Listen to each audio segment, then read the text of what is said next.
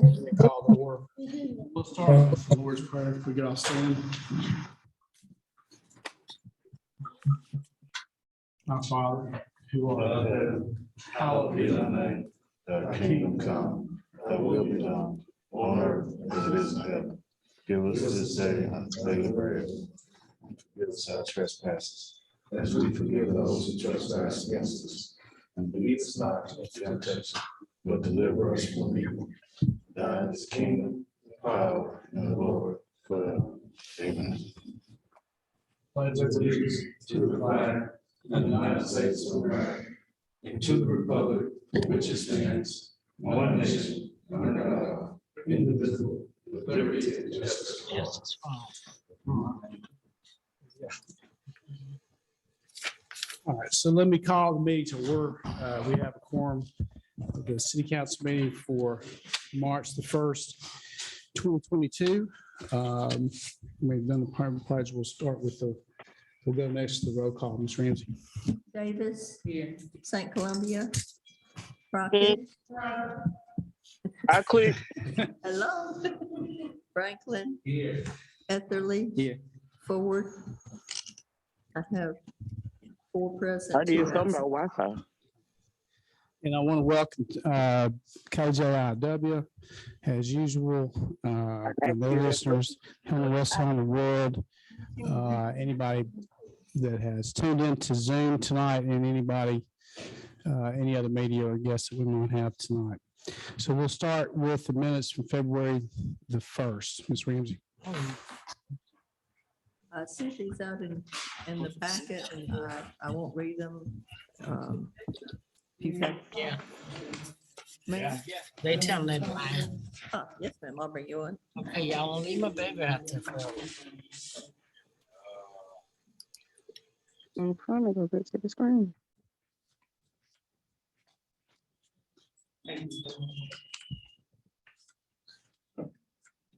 If I may, right quick before y'all go to that, Andre Valley for the record, Mr. Justin Eichmann represents the city.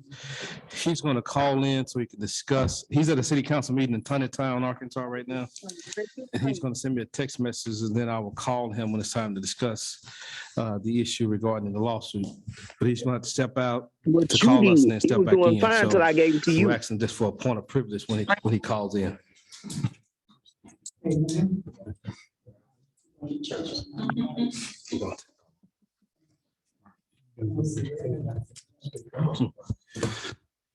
thank you.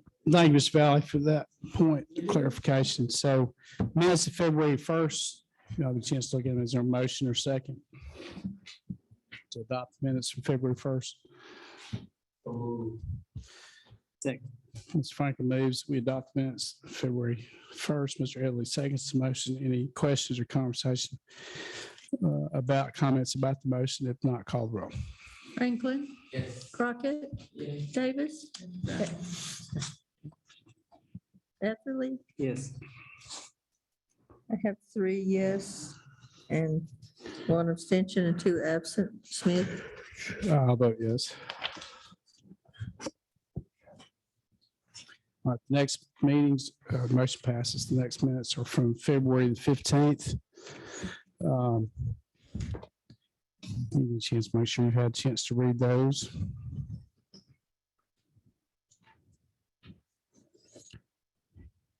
Any questions, comments?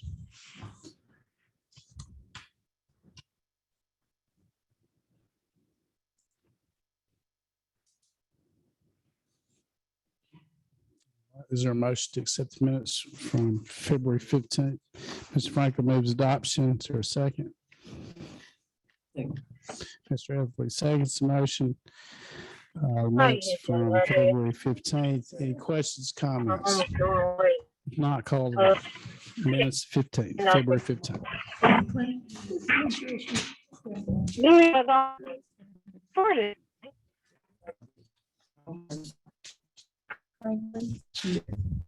Davis. Yes. Crockett. Yes. Miss Ford just arrived. St. Columbia is absent. That would be 5 yes. Motion passes. Those are all minutes for February. 222. I thought we did 20. I'm sorry. Minutes from February the 22nd. So give you a chance, So we won't pay. to look at that one.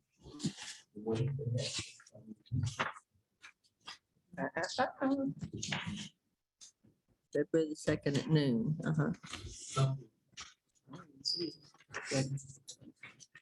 So motion and a second to approve the minutes of the special call meeting on February 22nd. Any questions, comments? If not, call the roll. Forward. Yes. Etherly. Yes. Davis. Yes. Crockett. Oh, yes. St. Columbia, Franklin. Yes. Have 5 yes, 1 absent. Motion passes. All right, now we're done with the minutes. So the next will be Mr. Turner for the discussion of the financials. Treasury report. Mr. Turner. Okay, this is Derek Turner for the record.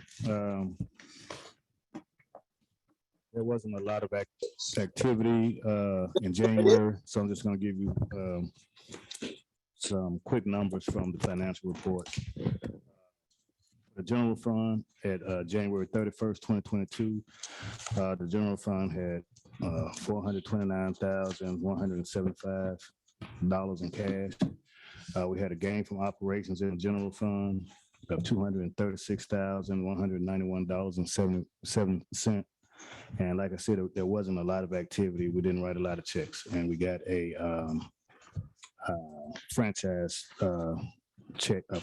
payment from Entity, so that kind of boosted our revenues for the month.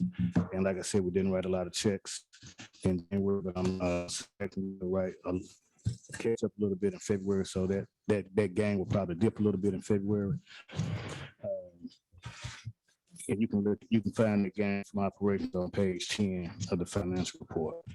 In the street fund, we had a loss of $50,000. Most of that was the street fund paying some of their payroll. What we've started doing was having street department pay as much of their payroll as possible, and we've had trying to get the landfill to pay as much of their payroll as possible. They generate income, so they should be contributing to their payroll expense as well.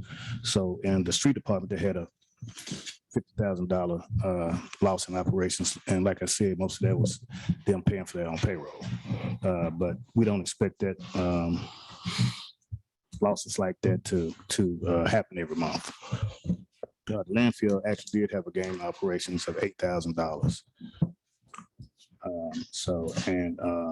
I know some people were asking about the ARPA account, the American Revenue Plan Act. That checking account as of today, the ledger balance, and that account is $301,977.45.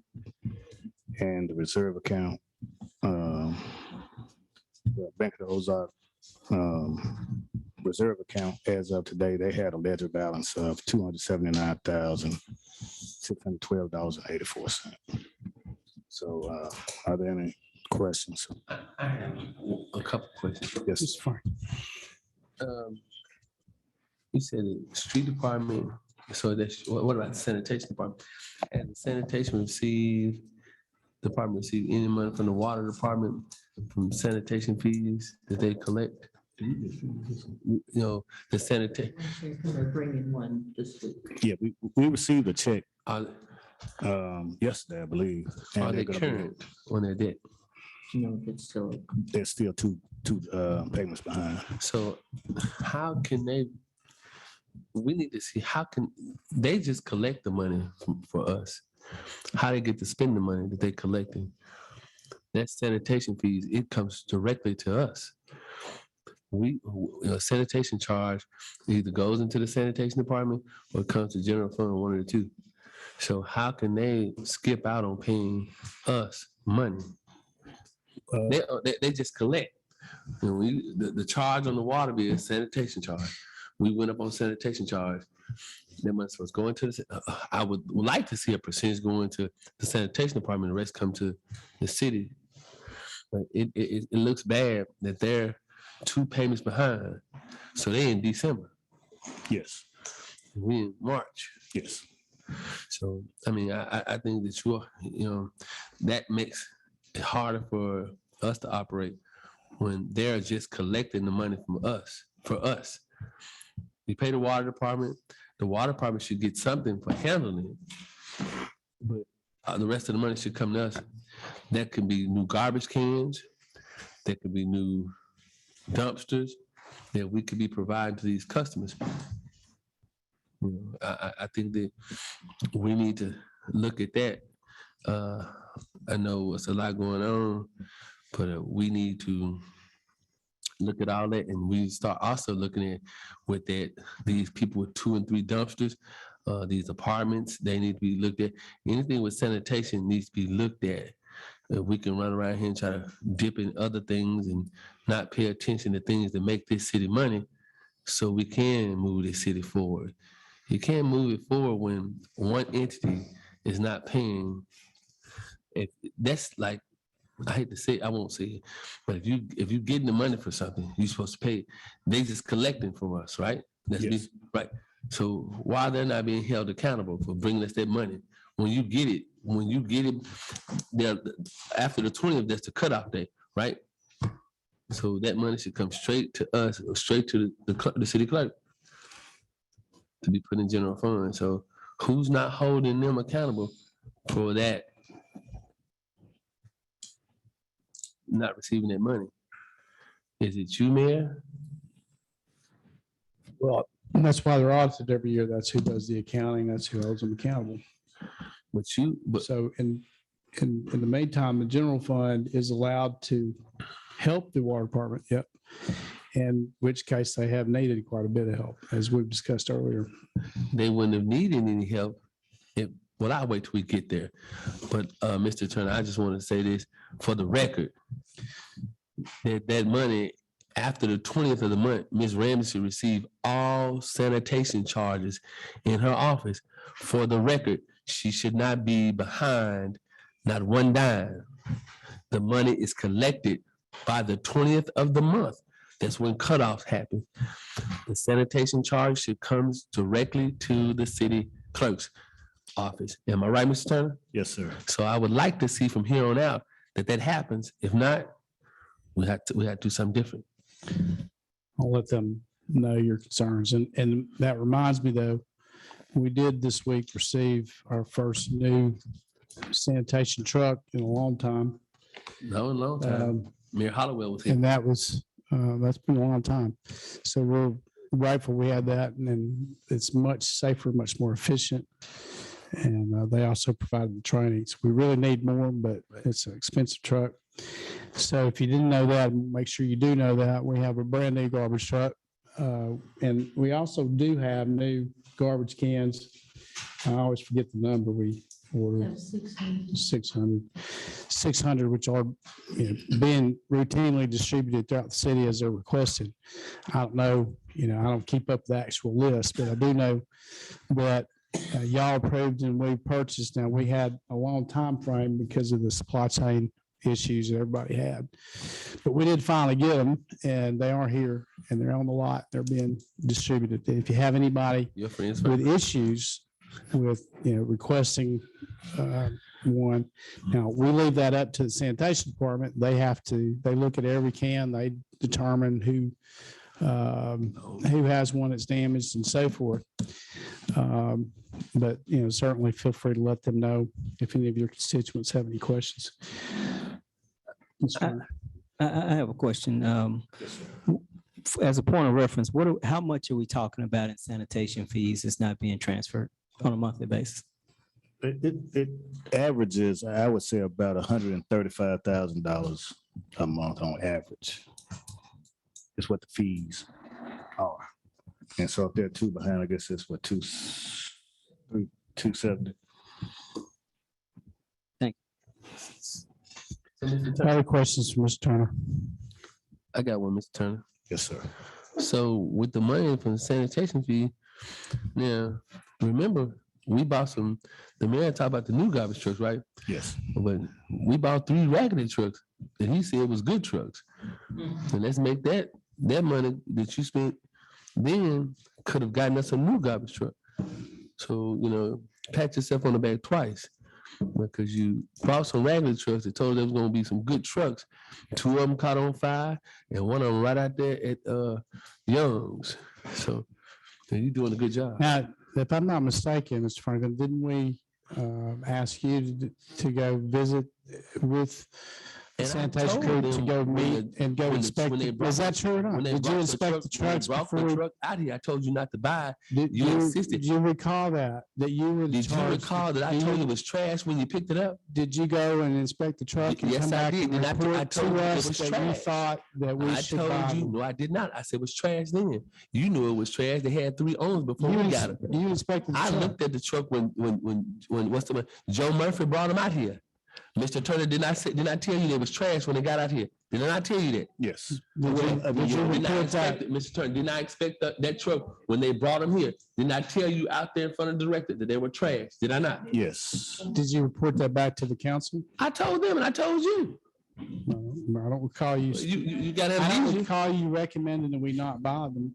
And we You asked you said to it- do the inspection. You said that it was a good idea. It was a win for the city. You We also, also say that it was recommended by the Public Works Department and the sanitation department because we could not afford a new truck at that time. And We it bought us some time because they weren't very expensive. It bought us some time until we could afford a new truck. And that was what they recommended. That's what they said. And that's in fact what actually happened. And we dispatched you because you requested to do it. We dispatched you to go examine the truck before we agreed to purchase them. You came back to us and we decided to purchase them after you had a chance to look at them. So that was your chance to tell us not to buy I them if you did tell thought that. you that they were trash. And you told me, That's the record, Mr. Franklin. Mr. Turner, any more questions for Mr. Turner? Any more questions on the treasurer's? Just a statement. Yes. I'm not qualified to examine garbage trucks. I never have been, and I don't intend to be. So I depend on the people who bring the proposal to me to tell me whether or not they think it's a good idea. And so I don't depend on anybody at this table. If a department head or somebody in the executive branch says, this is what we need to do, I rely on that recommendation as being thoroughly vetted and examined, and then make the decision based on that. Thank you, Mr. Athley. That makes 2 of us. Any other questions about the treasurer's report? Okay, if not, we'll move into our action items.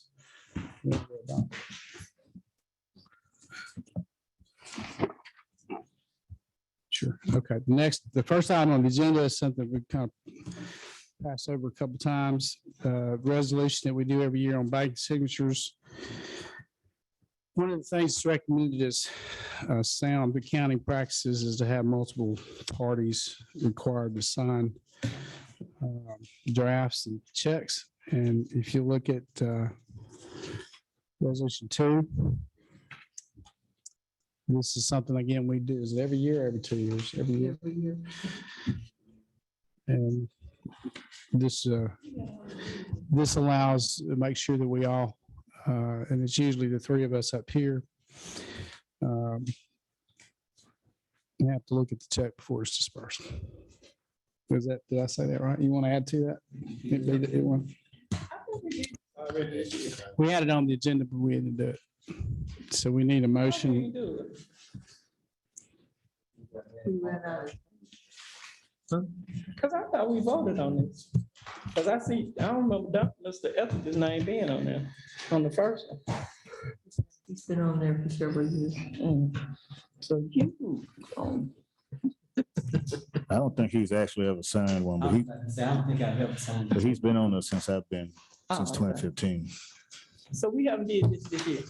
No, ma'am, it was, we didn't do it January. We didn't meet in January. We did a lot of workshops. Oh, that's And then right. our- We couldn't vote on that. And That's then our right. You right. February ones, we were busy. You right. And also the deputy city clerk has been on there for several years. Yeah, I know as Ms. well. Tyler's been on there. Any other questions about resolution 2, which just establishes who the signatories are on our accounts? Mr. Ballard, I was just, that's the way it was. It's near the back of the packet. resolution 2. Any more questions, comments? Is there a motion to approve? I think he trying to find. It's behind your minutes. Should be behind your minutes. She can have mine. I don't think any of them have it. I do. She received a new one, though, didn't you? A new package. Yeah. Oh, you can read mine. Pass it. You wanna see it? I was gonna say, you can, I done read mine, I was gonna let you read. Come on, you know how you read it.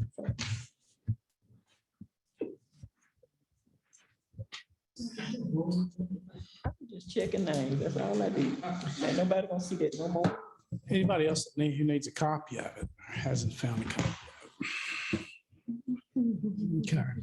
Is there a motion to adopt resolution 2? 22. So move. Mr. Crockett moves adoption of resolution number 2, 2022. Mr. Franklin seconds the motion. Any questions or comments about the resolution? If not, call the roll. Ford, Yes. Etherly.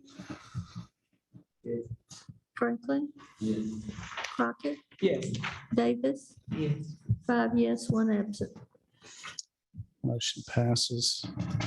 I actually don't see the animal control plan that I passed out last week or last regular meeting, and we passed over it because I got it to you at the last minute.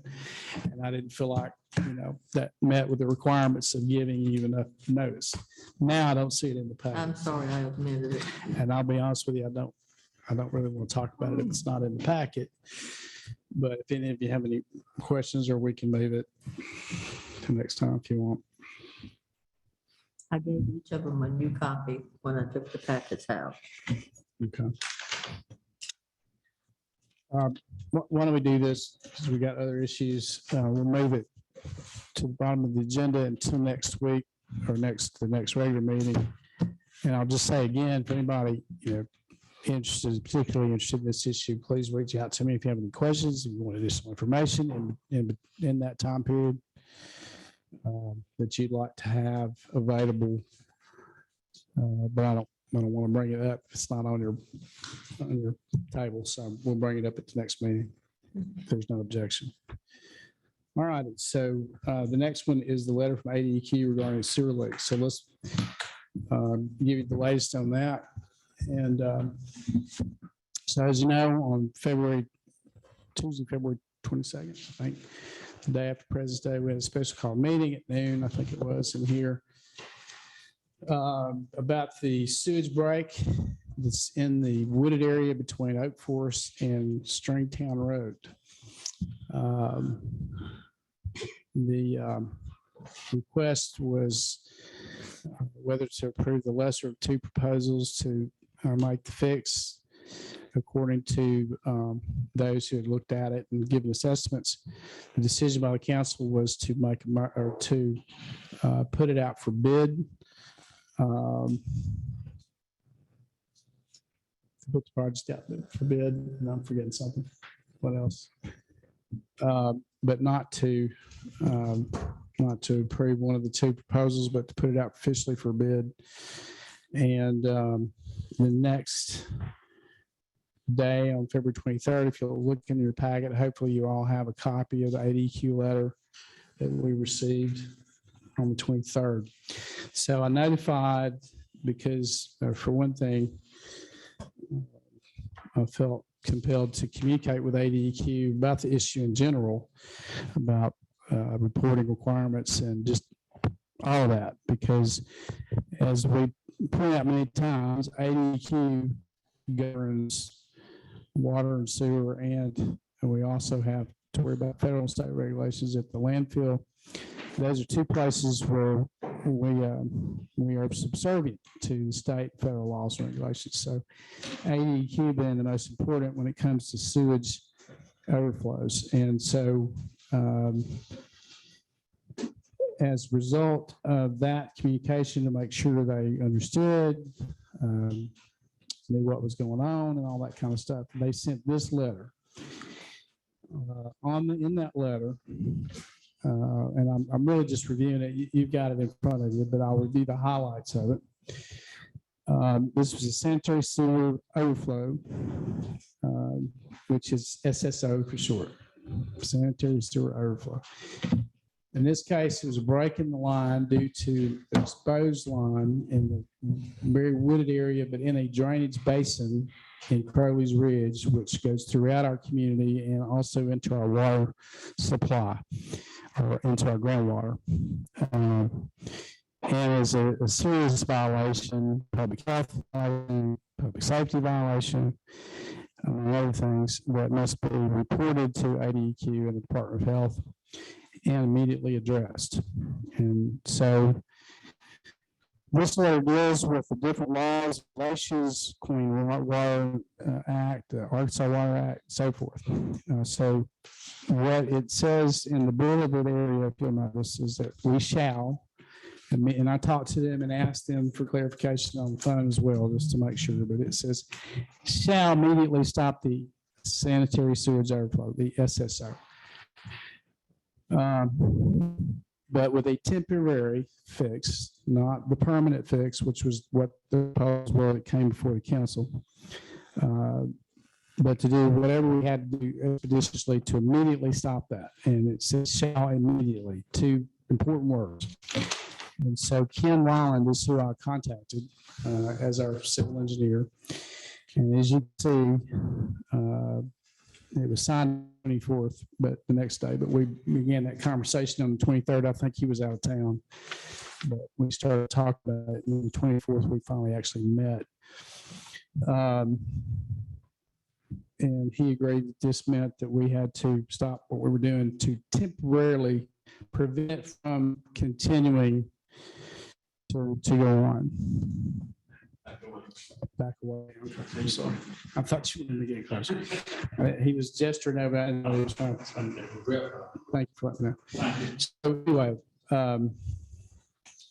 so the letter says we shall immediately address the SSO and to stop it temporarily, not permanently, and then do any cleanup we needed to do, report everything, and stay in communication with ADEQ. And then on the final bullet, that a corrective action plan or CAP by a professional engineer be submitted by March the 4th. And that would be your permanent fix.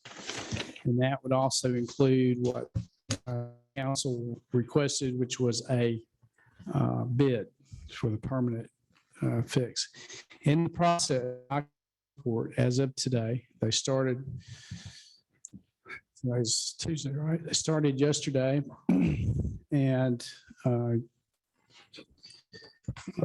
they, as of this afternoon, have temporarily fixed the problem.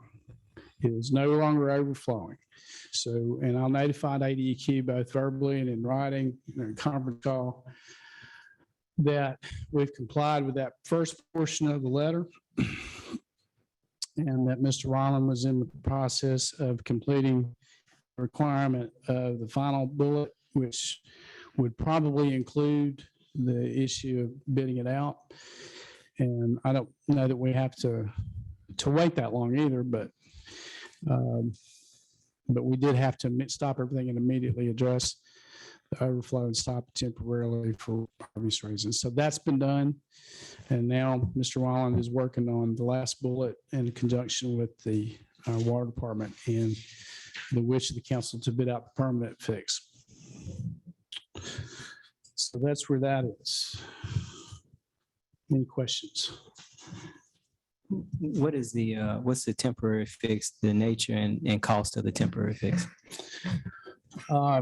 The temporary fix is essentially you have a pipe that was exposed by the drainage, by the erosion caused by the water over the years. It was in the middle of the woods, so it wasn't easily picked up on because you don't normally have, it's not the same as it being in the street or in your yard. So anyway, exposed the pipe to the elements. Pipe rusted, corroded, and pulled out on one end and broke in the middle. So one of the main fix was to take that broken pipe out, and I'm telling you this in layman terms because I'm not an expert, but took the broken rusted replaced it with a plastic and rubber solution, temporary solution to keep it from running out into the stream. And also cover it partially or support it better so that the pipe is not so as exposed, but it wasn't fixed permanently. Like I said, it wasn't fixed permanently, but just enough to keep it from sagging or anything. But in that process, they discovered they had to, basically use a sewer machine to clean out the rest of they noticed there was, in inspecting it further, there was raw sewage in the ditch from both upstream and downstream, which indicated that there was more than just the pipe. So they walked through the woods and discovered that it was overflowing at a couple of the manhole covers, essentially. And so they had to use the sewer machine and get back there and clean all that out. It had toys in it. It had all kinds of stuff basically backed up in there, and that contributed to it. So we asked if that was within the scope of this temporary issue, and the answer was yes, because it was spilling on the ground at one of those two locations and contributed to it. So they fixed that today. That was the last thing they did. It was difficult to do because of the conditions and the dampness of the ground. We weren't sure if they were going to get to those manhole covers, but they did. As far as the cost of it goes, I'm not sure. I should know tomorrow. We'll send those out to y'all by email, but we should start getting, they completed it late this evening. I really don't know, but I'm going to say I'm going to guess, so don't hold me this, somewhere in the neighborhood of 10 to 15,000 for the temporary. I'm sorry. The vendors, Mr. Wyland. Material, you also have material costs and so forth. That's Ms. Davis. Saying did the temporary fix? The temporary fix was done by Brad Roberts, by the Water and Sewer Department, and under the direction of Ken Wyland and Associates. Under the direction of Ken Wyland, Smith and Wyland. Brad, I'm talking about Brad. Who is Brad Roberts? That was the vendor, right? Brad Roberts was the vendor, the primary vendor. And then you had, of course, our water and sewer employees were there, the entire time and fully participating in it. And then Smith and Wyland. So we had Mike and the usual folks in there. It was definitely a 2-day, full day, all day effort.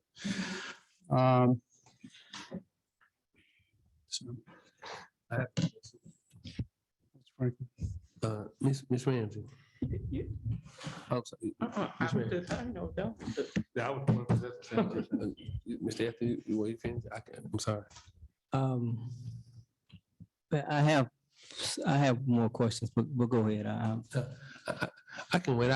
Because what I was gonna do is, Miss Sandy, you have this letter from EDAQ. On my computer, yes, I stamped all my copies. Okay. Well, if you will, this last paragraph to the city of Helena-West Helena. Can you read that for our listening audience? This last paragraph that says the city of Helena-West Helena by the close of business day, Okay. March 4th, 2020. Can you read that and then I'll come back? The city of Helena-West Helena, by the close of business on Friday, March 4th, 2022, shall submit a corrective action plan certified by a professional engineer with a milestone schedule and expected date of completion that details the work that is being done and will be done to correct and identify the cause of this ongoing SSO. The corrective action plan shall also include an SSO action plan that details the procedures for identifying, qualifying, documenting, reporting of SSO by the city.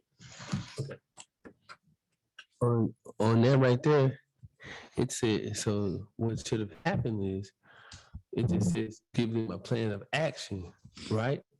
To let them know what you were going to do. It didn't say it was an emergency. Did it say it was an emergency to go down there and fix this? It said you had to submit a plan of action. Did you hear that? It says submit a plan of action. It didn't say take any action. Submit. You got with the engineer. When you got with the engineer yesterday before they perform the work, you could have gotten with the engineer, put it on the agenda tonight and say, hey, this is what I got. We got 3 more days that we can see what we can do. But you go and you get the engineer, you had all this equipment. You got this equipment here Monday morning. You got the excavator. We told you not, that we wasn't paying for it. You got it out there. You call these folks, they come in here with their excavator because our excavator is too little. Then they knocked the tree down, had to take a tree down and all this other stuff. But you forgot, this wasn't I'm pausing because I know you're in the middle of asking a question, but I just got a text from the lawyer, so he's ready for me to call him. May I have the point of privilege? Mr. Valley, you recommend.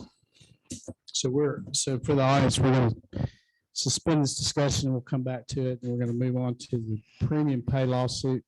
Mr. Valley. And then we'll come back to finish this.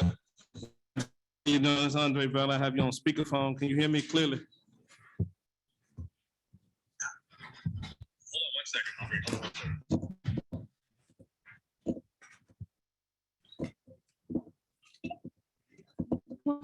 Monday was the 28th. I got this letter on the 23rd.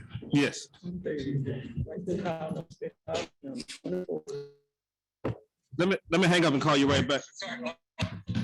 Second. Yeah, can you call me back, Andre? Okay. All right. So we could have called me the Thursday. And then had the letter since the 23rd. And ain't gave it to nobody. To today. No, he won't make me that. He won't.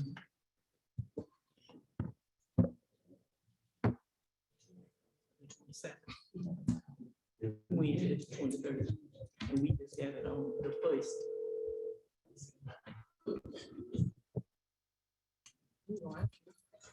We have a problem connecting, Mr. Ekman.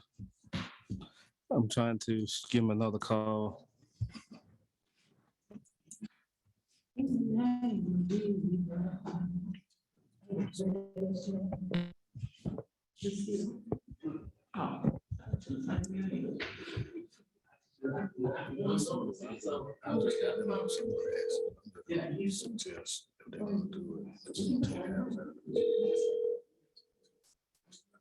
Springer.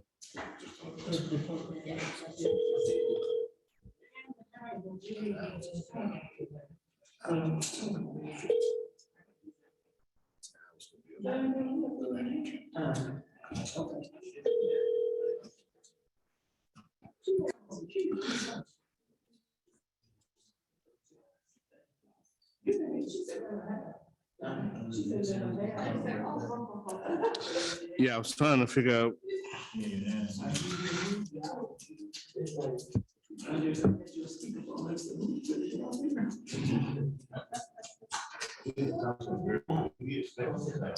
Yeah, you expecting a call? I don't understand. He sent a text message.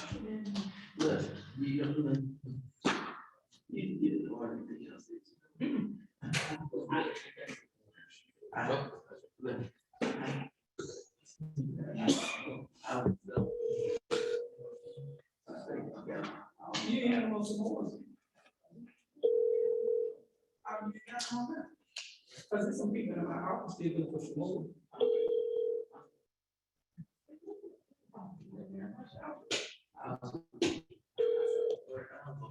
He texted me, but it's not coming.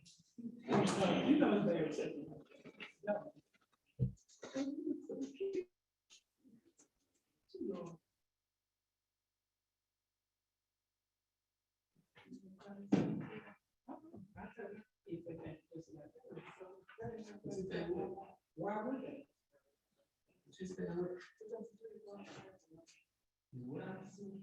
I wouldn't care if the doctor, the esthetician, something.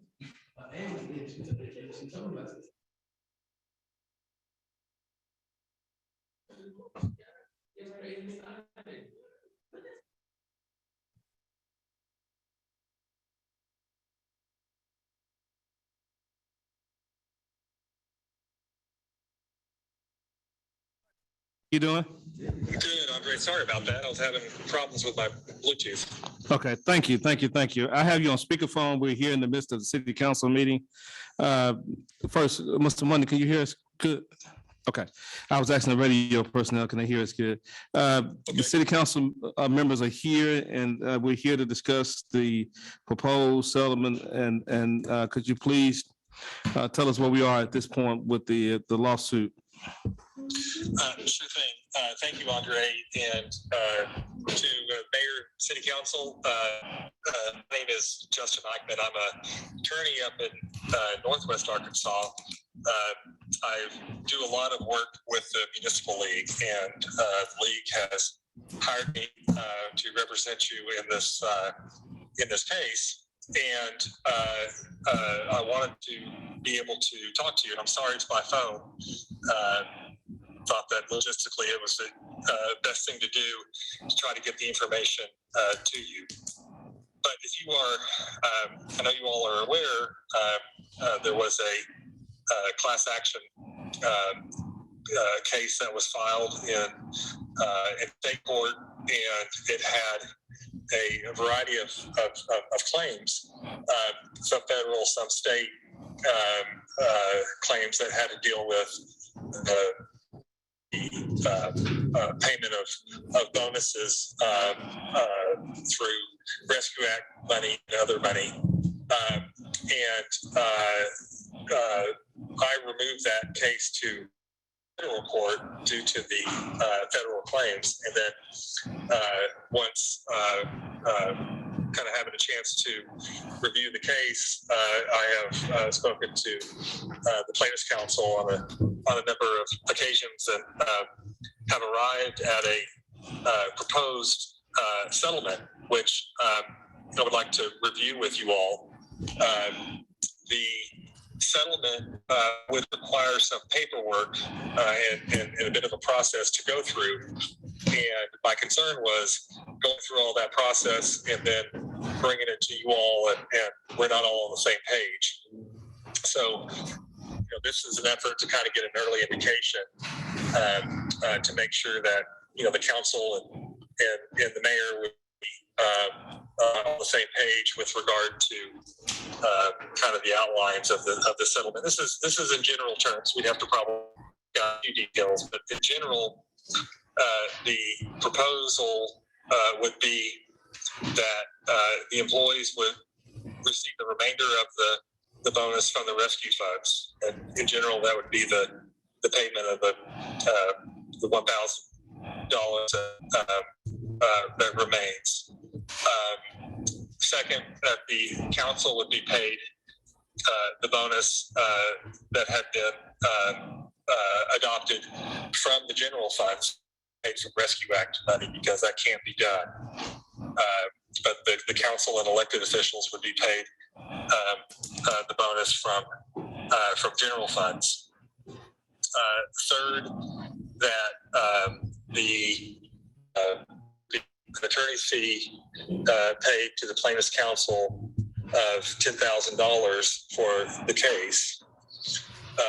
And then fourth, there'd be kind of an agreement amongst us, meaning the council and the mayor, kind of going forward with the remainder of the Rescue Act money that the city will be receiving, that money will be used for other city purposes and would not be used for additional city bonuses. So to kind of repeat, the agreement would be, the proposal is the payment of the remainder of the bonus, the remainder $1,000 to employees. For elected officials, it'd be the payment of the bonus, the $5,000 from general fund source, not the Rescue Act money.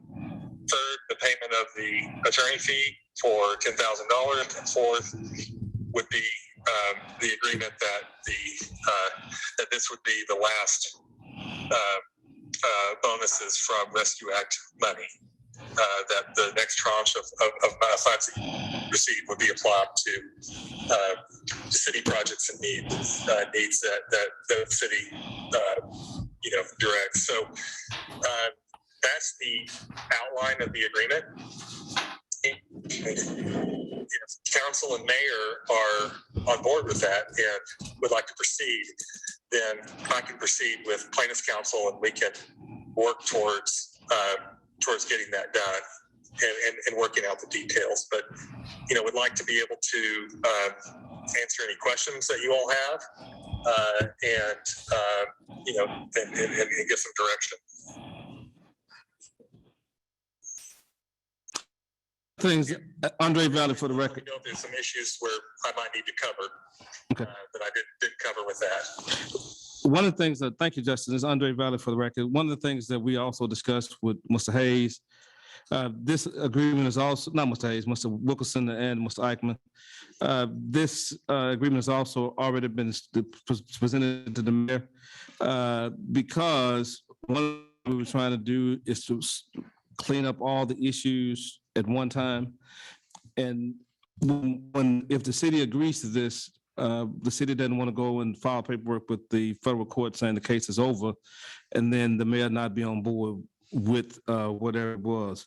And so one of the issues, the mayor added number 4, because he specifically wanted to make sure that in the event that this is settled, that all the remaining Rescue Act funds that came in the future, those that will be coming would be used for other purposes and no bonuses be paid out of those.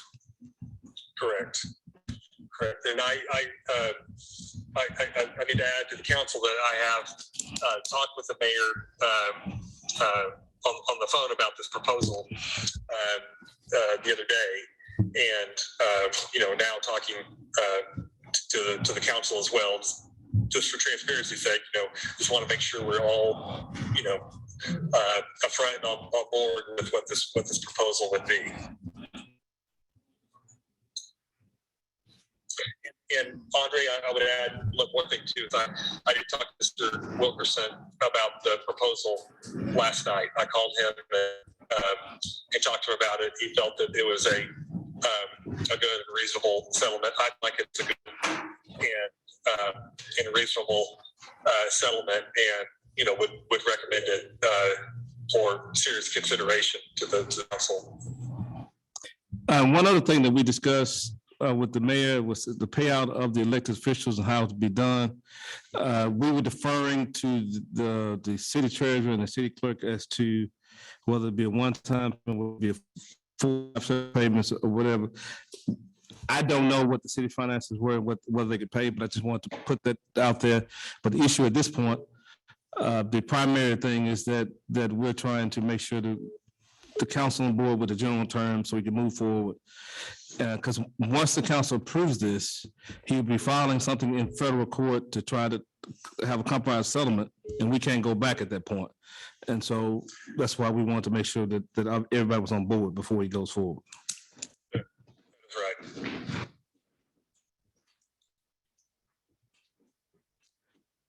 Anyone have any questions for Mr. Eichmann? What is the council's pleasure regarding the settlement?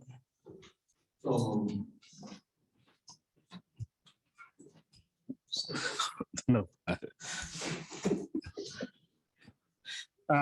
For the sake of this, one thing I must say, Ms. Crockett cannot vote on this because I think she's a party to the lawsuit. It would have to be adopted by the 4 others if it's adopted.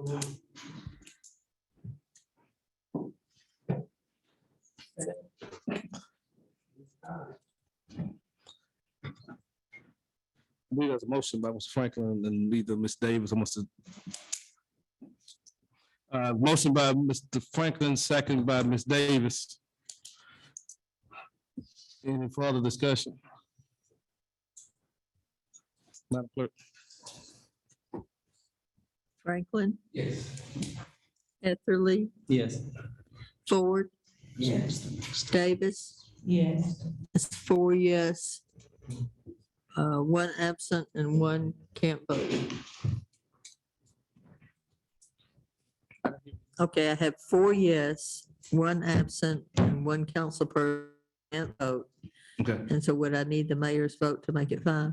no, Okay. 4 is 2/3. It's 6 aldermen, 6 council members, 4 is 2/3, and 4 is majority. So that's sufficient. Mr. Eichmann, is there anything else you want to tell the council or to the public before we finish this? No, other than to thank you all, and I will proceed to work with Plans Council and preparing those settlement documents based on the guidelines that you have Okay, authorized, and I'll be in keeping Andre up to date with developments. okay. And for the record, the mayor wanted to make sure that he had a question about whether it be in writing. This would be a court order, be a federal court order, be in writing, and all these things would be in the order. And so it would be clear for the record that they would be reduced to writing signed by a judge, the terms that we just discussed. We will have to prepare a settlement document and kind of go through a process that we're still kind of working out. But now that we know what the agreement could be, then I think we can move forward. And I neglected to add that I consulted with the Plans Council on this, and he was in agreement with this proposal. So I feel good about it. I think we can get this done. Okay. Well, I thank you for stepping out of your other meeting to discuss this with us. We appreciate it. For those who listen also, Mr. Eichmann is in Northwest Arkansas, I believe in Bentonville. Is that correct? Yeah, I'm actually, I had a meeting in Tommytown. I'm the Tommytown city attorney, so and some other cities around here. But my office is in Springdale, but I live in Fayetteville, so Okay. kind of around this part of the state. But pleasure. Thank you for having me just for a brief time at your meeting, and maybe the next time it'll be in person. But thank you all very much. Okay. Thank you, Mr. Eichmann. Thank you. Thank you. Bye bye.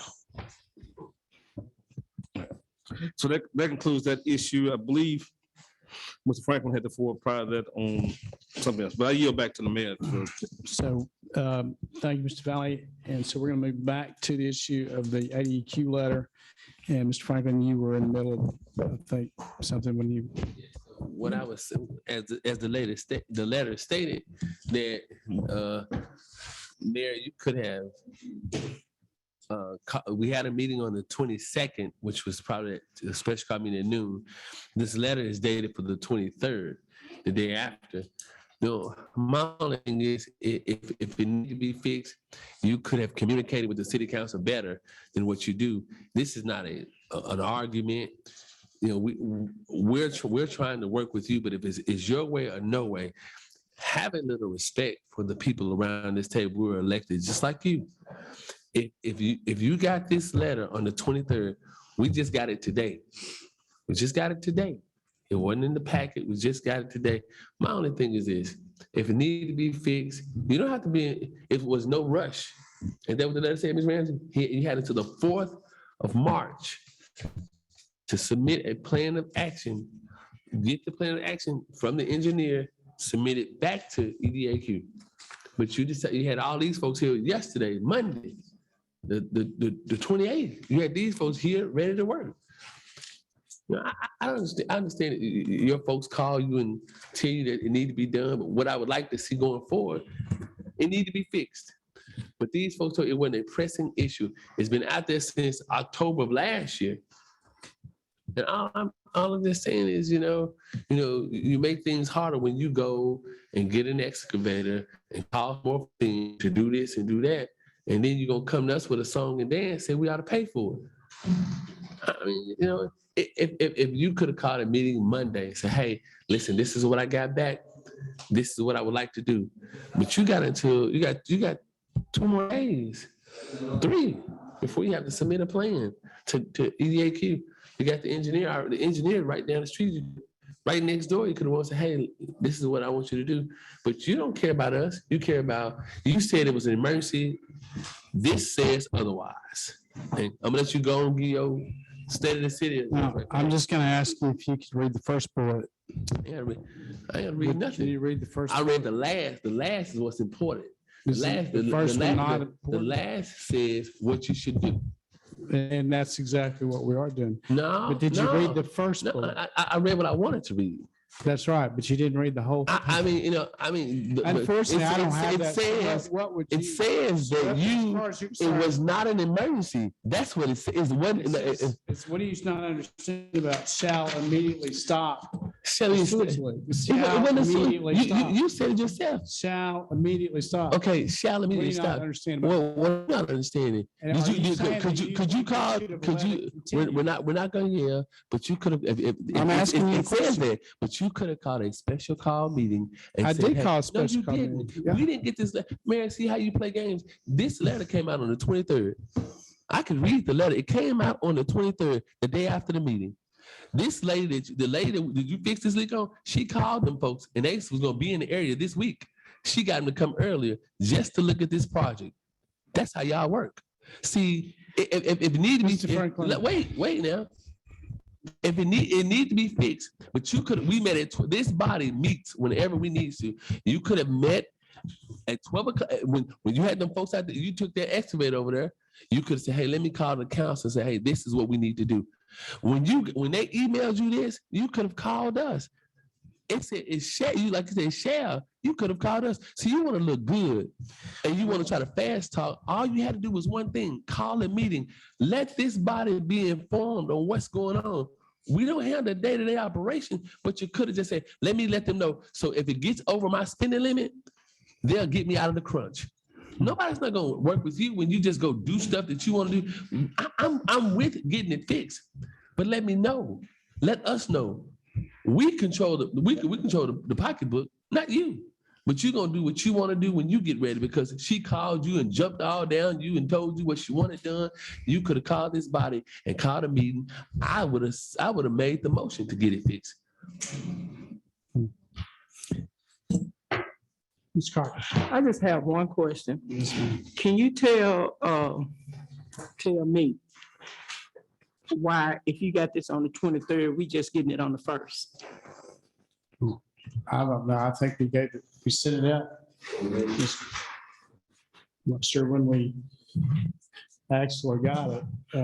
It said the But it says 23rd. here that it was sent to you too. So No, it does not. That is not. It all said I I know was. is I got a copy of it. No, it don't say it was sent to nobody. It just, it couldn't have been sent to me because, first of all, don't have an email. That's the first We thing. can get you one. I don't need you to give me anything. So you don't want it. It's not that you don't have one, it's that you don't want one. Is that right? No, You don't want I don't one. have one. You can't put no words in my We mouth. can give I you didn't come one. here to argue with you tonight, Mayor. I had vowed No, that I but was we not. can give I you don't one. want you giving me anything. If I want one, I know how to get one. So you don't want one. I don't want you giving me anything. If I want one, I know how to get it. Just make But sure. anyway, Understood. baby, it said this was only emailed to the mayor at Helena-West Helena.us, city clerk at Helena-West Helena. It does not say anywhere on this letter that they emailed it to any council members. Well, what's your point, Ms. Carter? Why did you get the letter on the 23rd and we just get it on the 1st? I don't know. I'm not in charge of distributing everything to the council. Say that again? I'm not in charge of distributing it. I assumed that you got it because your name was on it.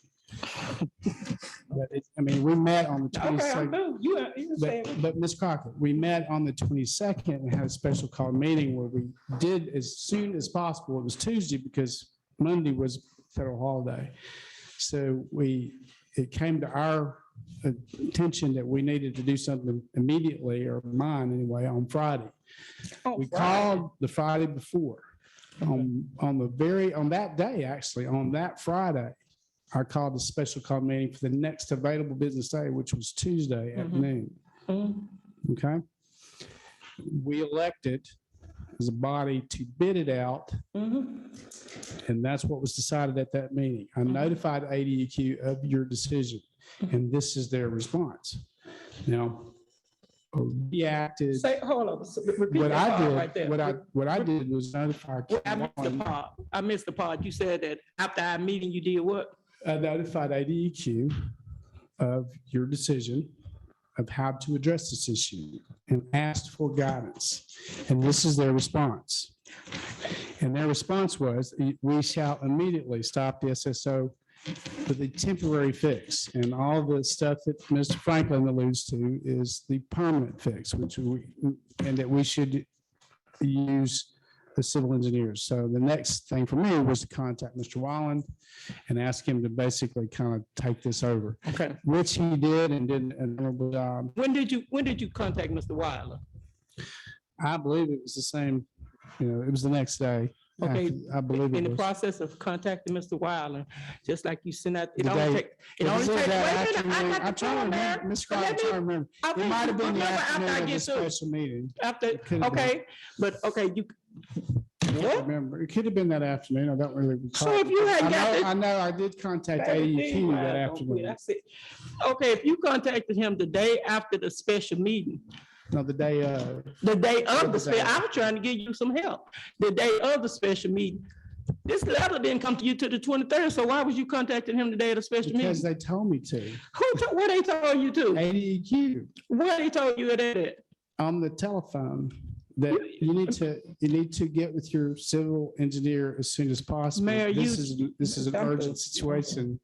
And so In that's the what I name did. of Jesus. Valid point. And let me state what that is. People have to be listening to this, wondering what's going on. I got calls this week from a citizen. Why is the council not approving the repair of sewer line? And it sounds really simple in and of itself.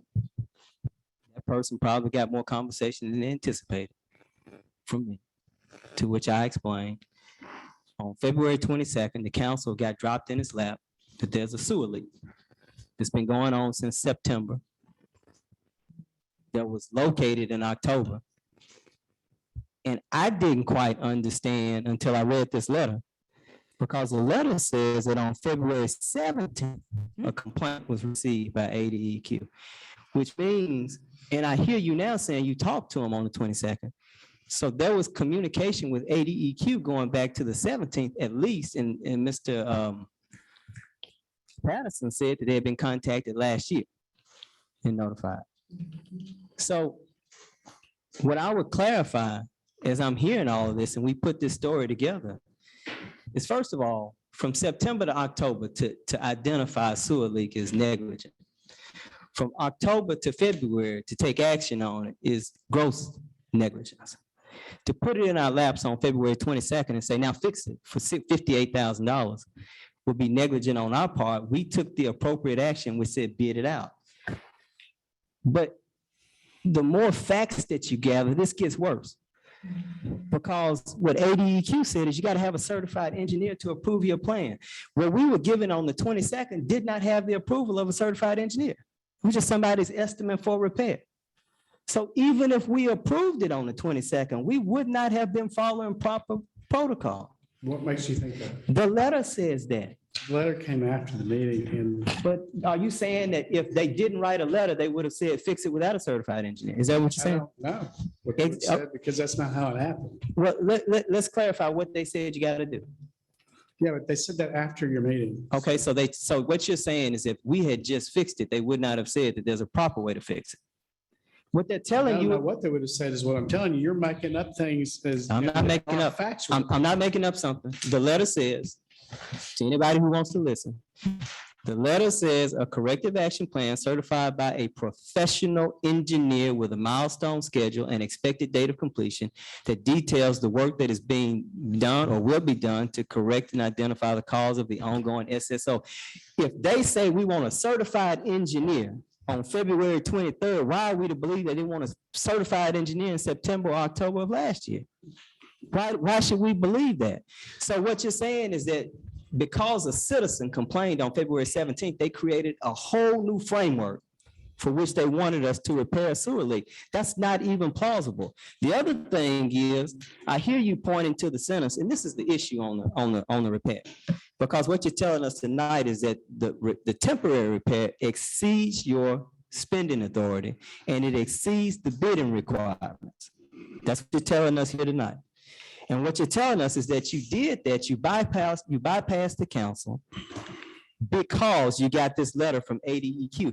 ADEQ does not tell you to do that. They say this action may include, after they say it shall immediately stop, it shall include, but not necessarily limited to, pumping and hauling the wastewater to an appropriate disposal facility, a temporary line until a permanent repair can be completed, or some other appropriate interim measure. You have to read the entire letter together. You can't read one sentence and throw the rest of it away, because they then give you a deadline of Friday, March the 4th. This is in the letter. You can't throw the entire thing away. So maybe you call somebody and they say, yeah, go ahead and fix it. But that doesn't do away with the ordinance scheme that we have here, the requirements, the spending limits, the bidding requirements. And we required that it be bid out. And it's a good thing that we did, because if we spent $58,000, it wouldn't have been in compliance with whatever their requirements are. The city attorney sits here. You can ask him. He's probably done this more. Does ADEQ only create certified plans by engineers for the city of Helena-West Helena? No, they want certified plans for all this, especially when it involves sanitary sewer. Here's how I see it. I think that the council is correct, that the mayor should have, the most prudent thing that should have happened is the mayor should have called a special call meeting after he got the notice. Because it's clearly above his spending limit. He provided that Mr. Wyland was paid $5,000, his contract on the work order agreement. And he says the estimated cost is $20,000, which is, as Mr. Etler properly said, it's above his $5,000, above the $7,500. That should have been an emergency meeting, whether it's Friday, Saturday, Monday, Sunday, whatever, to go through and talk about it. This letter, it keeps going back and forth, but let me, for the listening audience, state the letter is dated February 23rd, 2022. It is emailed, according to the face of the letter, to the mayor and the city clerk. It is addressed just generally to all of the mayor and all of the city councils at City Hall, their City Hall address. And so the issue that this council is saying is that they didn't get a copy. It would have come here to City Hall instead of to their home address, because that's the address that was given. The allegations in the letters start in February 17th, 2022. They received a complaint. And then it said a broken Travis line was discharging onto the road and a nearby wooded area Oak Forest subdivision in the city of Helena-West Helena. And it says unpermitted. In the last city council meeting at noon, I'm pausing and reading the letter. I've read the regulation that requires any sanitary sewer spillage to be reported within 24 hours. It should have been reported in September when they first saw it. It should have been reported again in October when they saw it. So this hadn't been treated as an emergency from the beginning, from the water utility all the way up until they received the letter from ADQ. As it relates to the action, it does tell the mayor to take immediate action, but that does not forego our local ordinances where he could call a special call meeting and give the plan to the city council. At this point, the treasurer and the mayor should have a purchase order ordinance according to our policy, because if there's a purchase order, you would know exactly what the engineering fees are. You would know what the costs were, what he mentioned, Mr. Bruce Robinson, I believe he said, Brad Robinson, who did the work. All of that should be already in a purchase order so you can know what you've spent so far as it relates to it. It hasn't been treated an emergency, but it does require due care of the city to correct it immediately. I think that the mayor was duty bound to call a city council meeting and to have the city council vote on this before he spent it. And that's not a small thing, because mayor, you're charged with making sure the ordinances are followed. I understand the public health issue and et cetera, but that still doesn't forego public health issues. To the extent that you call Mr. Wyland, to the extent you call Mr. Roberts, to the extent that you called ADQ, you could have simply forwarded an email to the city council and asked them to meet. And that's where it is. Now, I think that the issue needs to be fixed. I think there needs to be a certified plan by the engineer, and he has to get it done by this Friday. I think that we have to comply with that as it relates to it. I don't know what funds have been spent. The mayor gave an estimate of $20,000. but both of those would be above the spending limit at this point. They have not been approved by the city council at this point at all. I would strongly suggest, the mayor, you get those to the city council for their review, because at this point, there's no approval for it. There's no bidding is done for it. I think the city council still needs to go forward and complete the bidding, because once you get the certified report from the engineer, it's probably going to require far more. It may be more expensive than the mayor has estimated. That the two proposals you had were 42,000 and 58,000. It's probably going to be more expensive than that, I surmise. I don't know. I'm not an engineer, but as we go forward, I think that the issue has to be fixed by the city. The mayor at this point says it is fixed for temporarily. It has to be fixed permanently going forward. All right, any other questions or comments about the letter? Or the temporary fix? So will we get something that shows that this was a temporary fix? Well, I guess what I'm asking, we get a itemized statement from Mr. Roberts or Mr. Wyland to show exactly what was done and who's going to give the, is Mr. Wyland going to be responsible for giving the,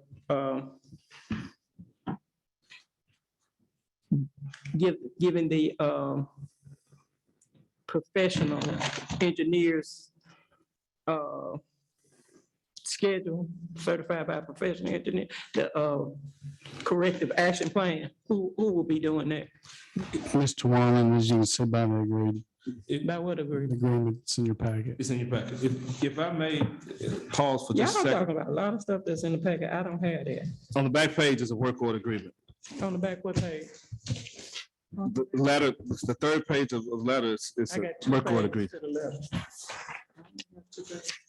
But for the record, I have a copy from Smith and Wyland, and I mistakenly grouped two things together. Engineering fees do not have to be bid. They're part of the mayor's their professional services. Still, it would be at the spending authority. This $5,000 is within the mayor's spending authority.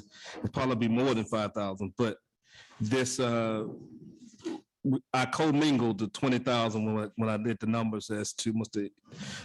Wyland as well as the planning. But the mayor spoke earlier. He said it was approximately 5,000 for the engineer and 15,000 for Mr. Roberts plus that. And he, if I remember right, according to my notes, he said that may also include the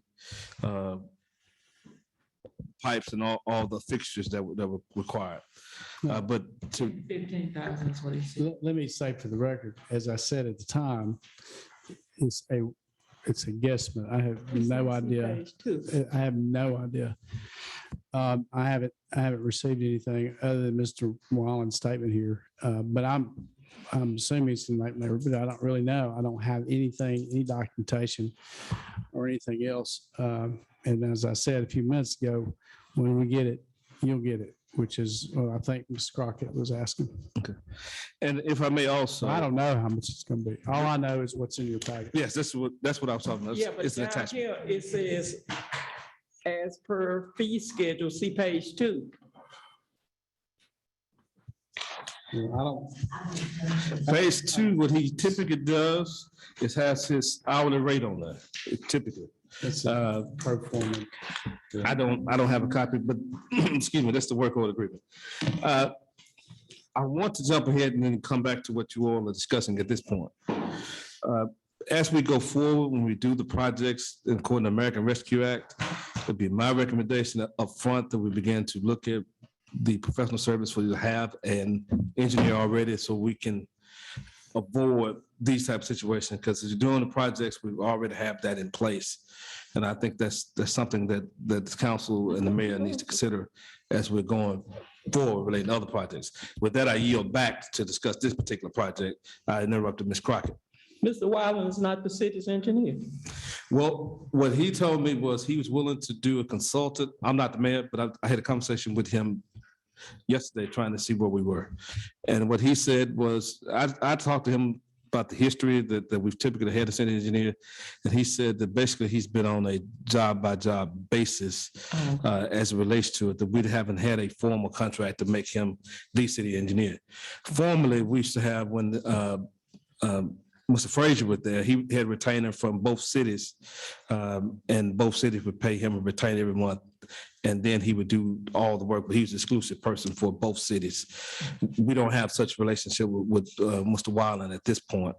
And he's open to having some type of relationship, but that's not a formal relationship like that, where he's designated as the city's engineer.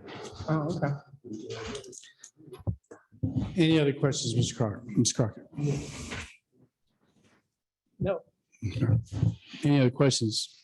Period.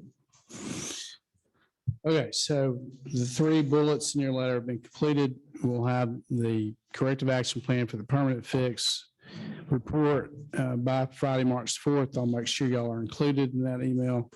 And I've asked Mr. Wallen to include in that a plan to bid out the permanent work per your direction. Ms. Crockett. When you say a temporary fix, so how long do you think a temporary fix might delay it? You would have to ask Mr. Wallen. I don't know. I'm not the expert. All I can tell you is the ADQ, which, and I do want to encourage my fellow counselors, or not my fellow, because I'm not a counselor. The February 17th date is the date they found in their file of a external complaint. It didn't come from me anyway. And they didn't tell me who it came from. They just researched to see what their most recent thing was, and that's what they had. The health department also had complaints.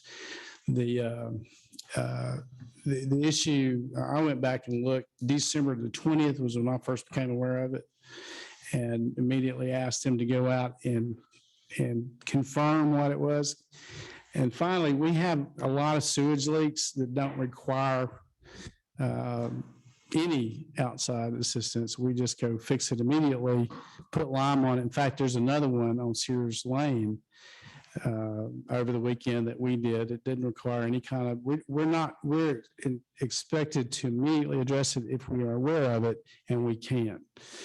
And I'll leave for others to discuss all the specifics, about the time frame. I wasn't aware of it, according to my records anyway, until December.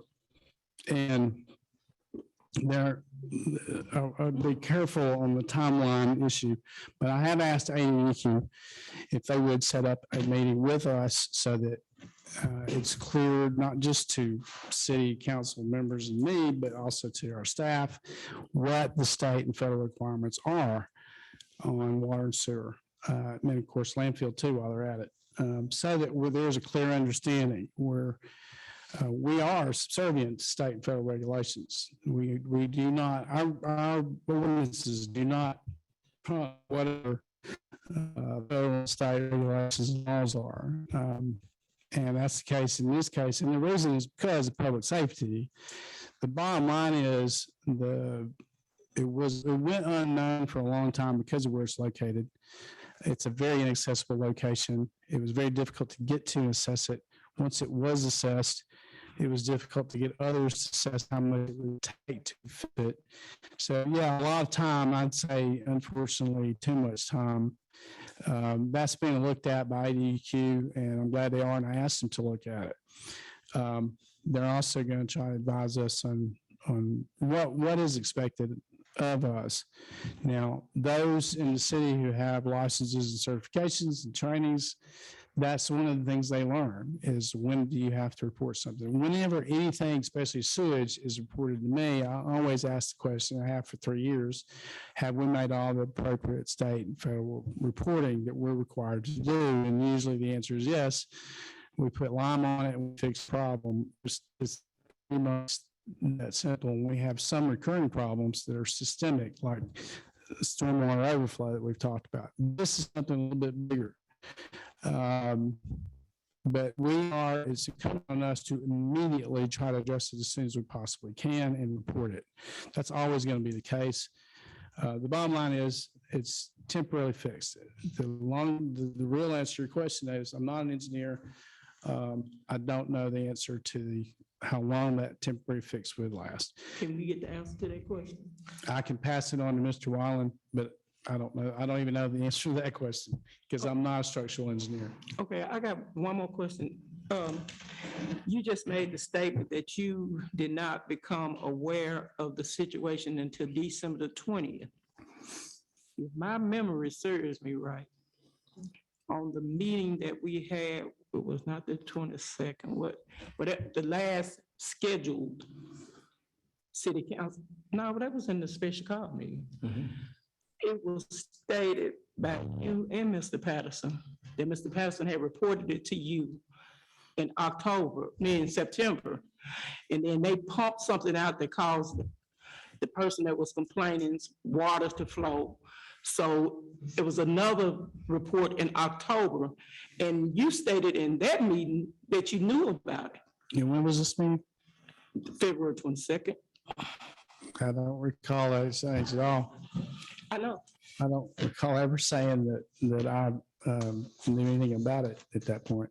All I can tell you is that I went back and looked to see when I was, could document when I was notified of it, and it went to December 20th. I think for the record, what Mr. Crockett is saying is that Mr. Patterson said that he notified you in October, is what he said from the mic about. I don't think he said he notified me. No, so that's We can go back and read it, I guess. He said that, and he also stated that it's like it started and then it stopped. And that's why he let it go on, didn't do anything in November, December, and then it started back again. Well, if I may, the one thing that I want to say, I understand that the state and federal government have regulations.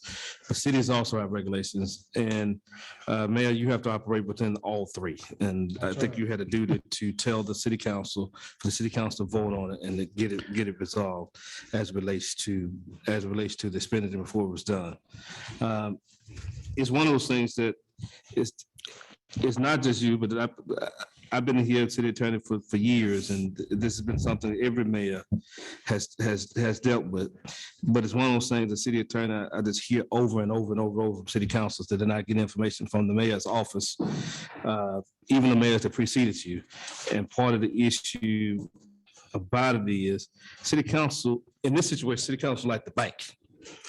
And what has happened thus far, from my perspective, they had a quote that was given with no details on February 22nd.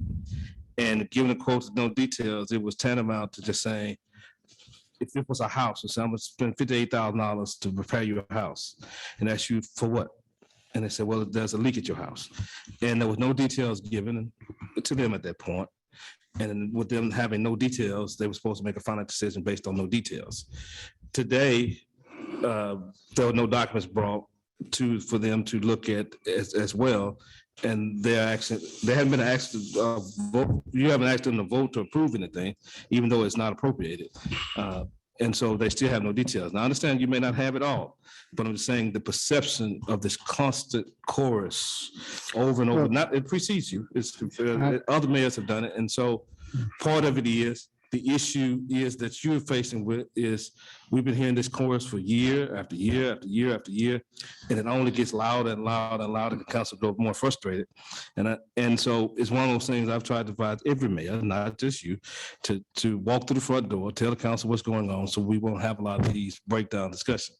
Because I think everybody at the table agrees that it should be fixed. I think everybody at the table agrees that it's something that's serious, but after a constant course of all this, it would seem to me it would have been simple just to call a city council meeting, we do it and go forward.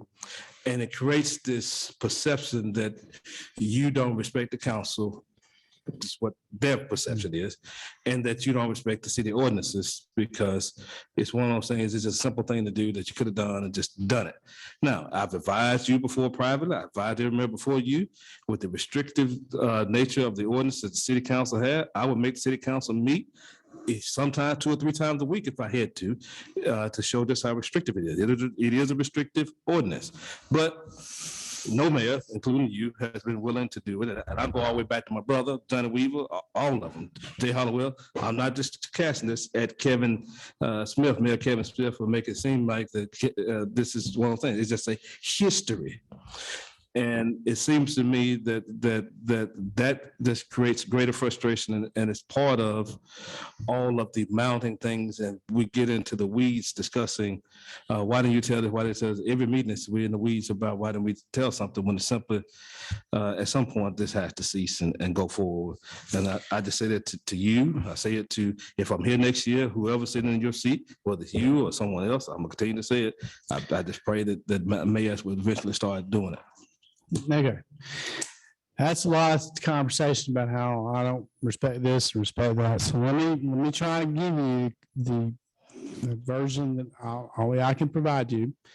But within an hour of when I was told that the only way we could fix this was to hire one of the two entities that finally given us proposals, that we could not do it internally and that the fix had to be done externally with one of these contractors. Within an hour, I did call a special call meeting for the next available opportunity, which was Tuesday at noon. The choice by the council was that it wasn't an emergency and that we should bid it out. If we waited as long as we had, why not wait long enough to do bidding? That was pretty much the sense of the council, and that was the action of the council. If I remember, that was pretty much all that did happen. I had all the available people here that were available anyway, Mr. Patterson mainly, to discuss the issue, so that he could answer questions and so forth. And y'all decided to bid it out. And that's certainly your prerogative. And so I notified ADQ because that's something I'm required to do by law, to let them know what's going on. And their response was this letter. And in this letter, it says, take the following immediate actions, shall immediately stop the SSO. Now, I think within an hour of finding out what was required to stop that SSO, on Friday, I did call a special call meeting to get your approval and your input and ask Mr. Patterson to show up to brief you. And that's what happened. And the result was to bid it out. Okay, so I notified ADEQ. They said they were going to research their stuff, talk to the people, look to see if anybody had made any kind of complaints. They found one that week February 17th, whenever that was. And that was around the time I was calling, so it was pretty soon.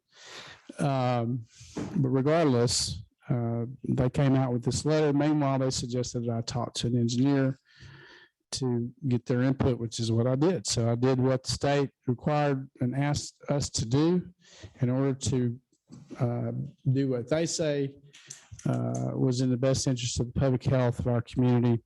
That's what I did. If we could squeeze another special call meeting in there, we could have. We do have two estimates still. I'm sure those two estimates are no longer relevant, so we'll bid them out again. I still don't know what the cost of this temporary fix will be, but we were told to immediately stop, shall immediately stop this as a temporary measure while we work on the permanent. And the permanent one, I asked, is it okay that we go ahead and bid this out? Is there anything wrong with that? I didn't think there was anything wrong with that for the permanent fix. And I asked Ken Wallen to include that in his plan, which I suspect he will. It's really, I don't know why it seems so acrimonious, because there's nothing acrimonious about it. I would say the stipulations that there's a $5,000 limit on the mayor, $7,500 on bidding, is behind most of the time we take up at these meetings, and this is another good example of it.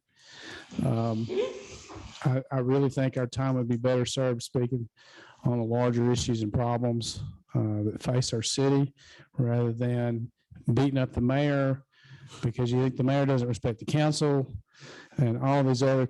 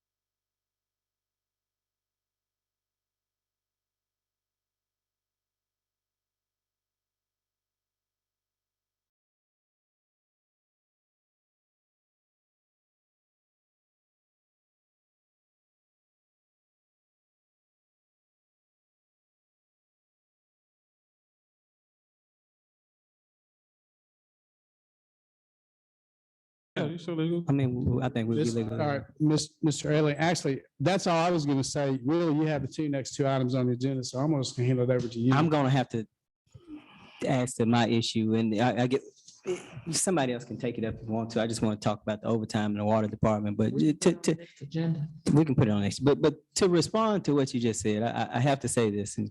If you were my client, I would tell you to stop talking. But, and here's the reason. I just learned in this last go around that you contacted ADEQ after we met on February 22nd. You contacted them. The citizen who called me told me that they had spoken to you several times leading up to the February meeting, going all the way back to September. I don't know if that's accurate or not, but those are conflicting statements. You say you found out on December 20th. That person said they talked to you many times leading up to December and into February. You mentioned acrimony. The reason why there's acrimony, because this is what I told that person on the phone.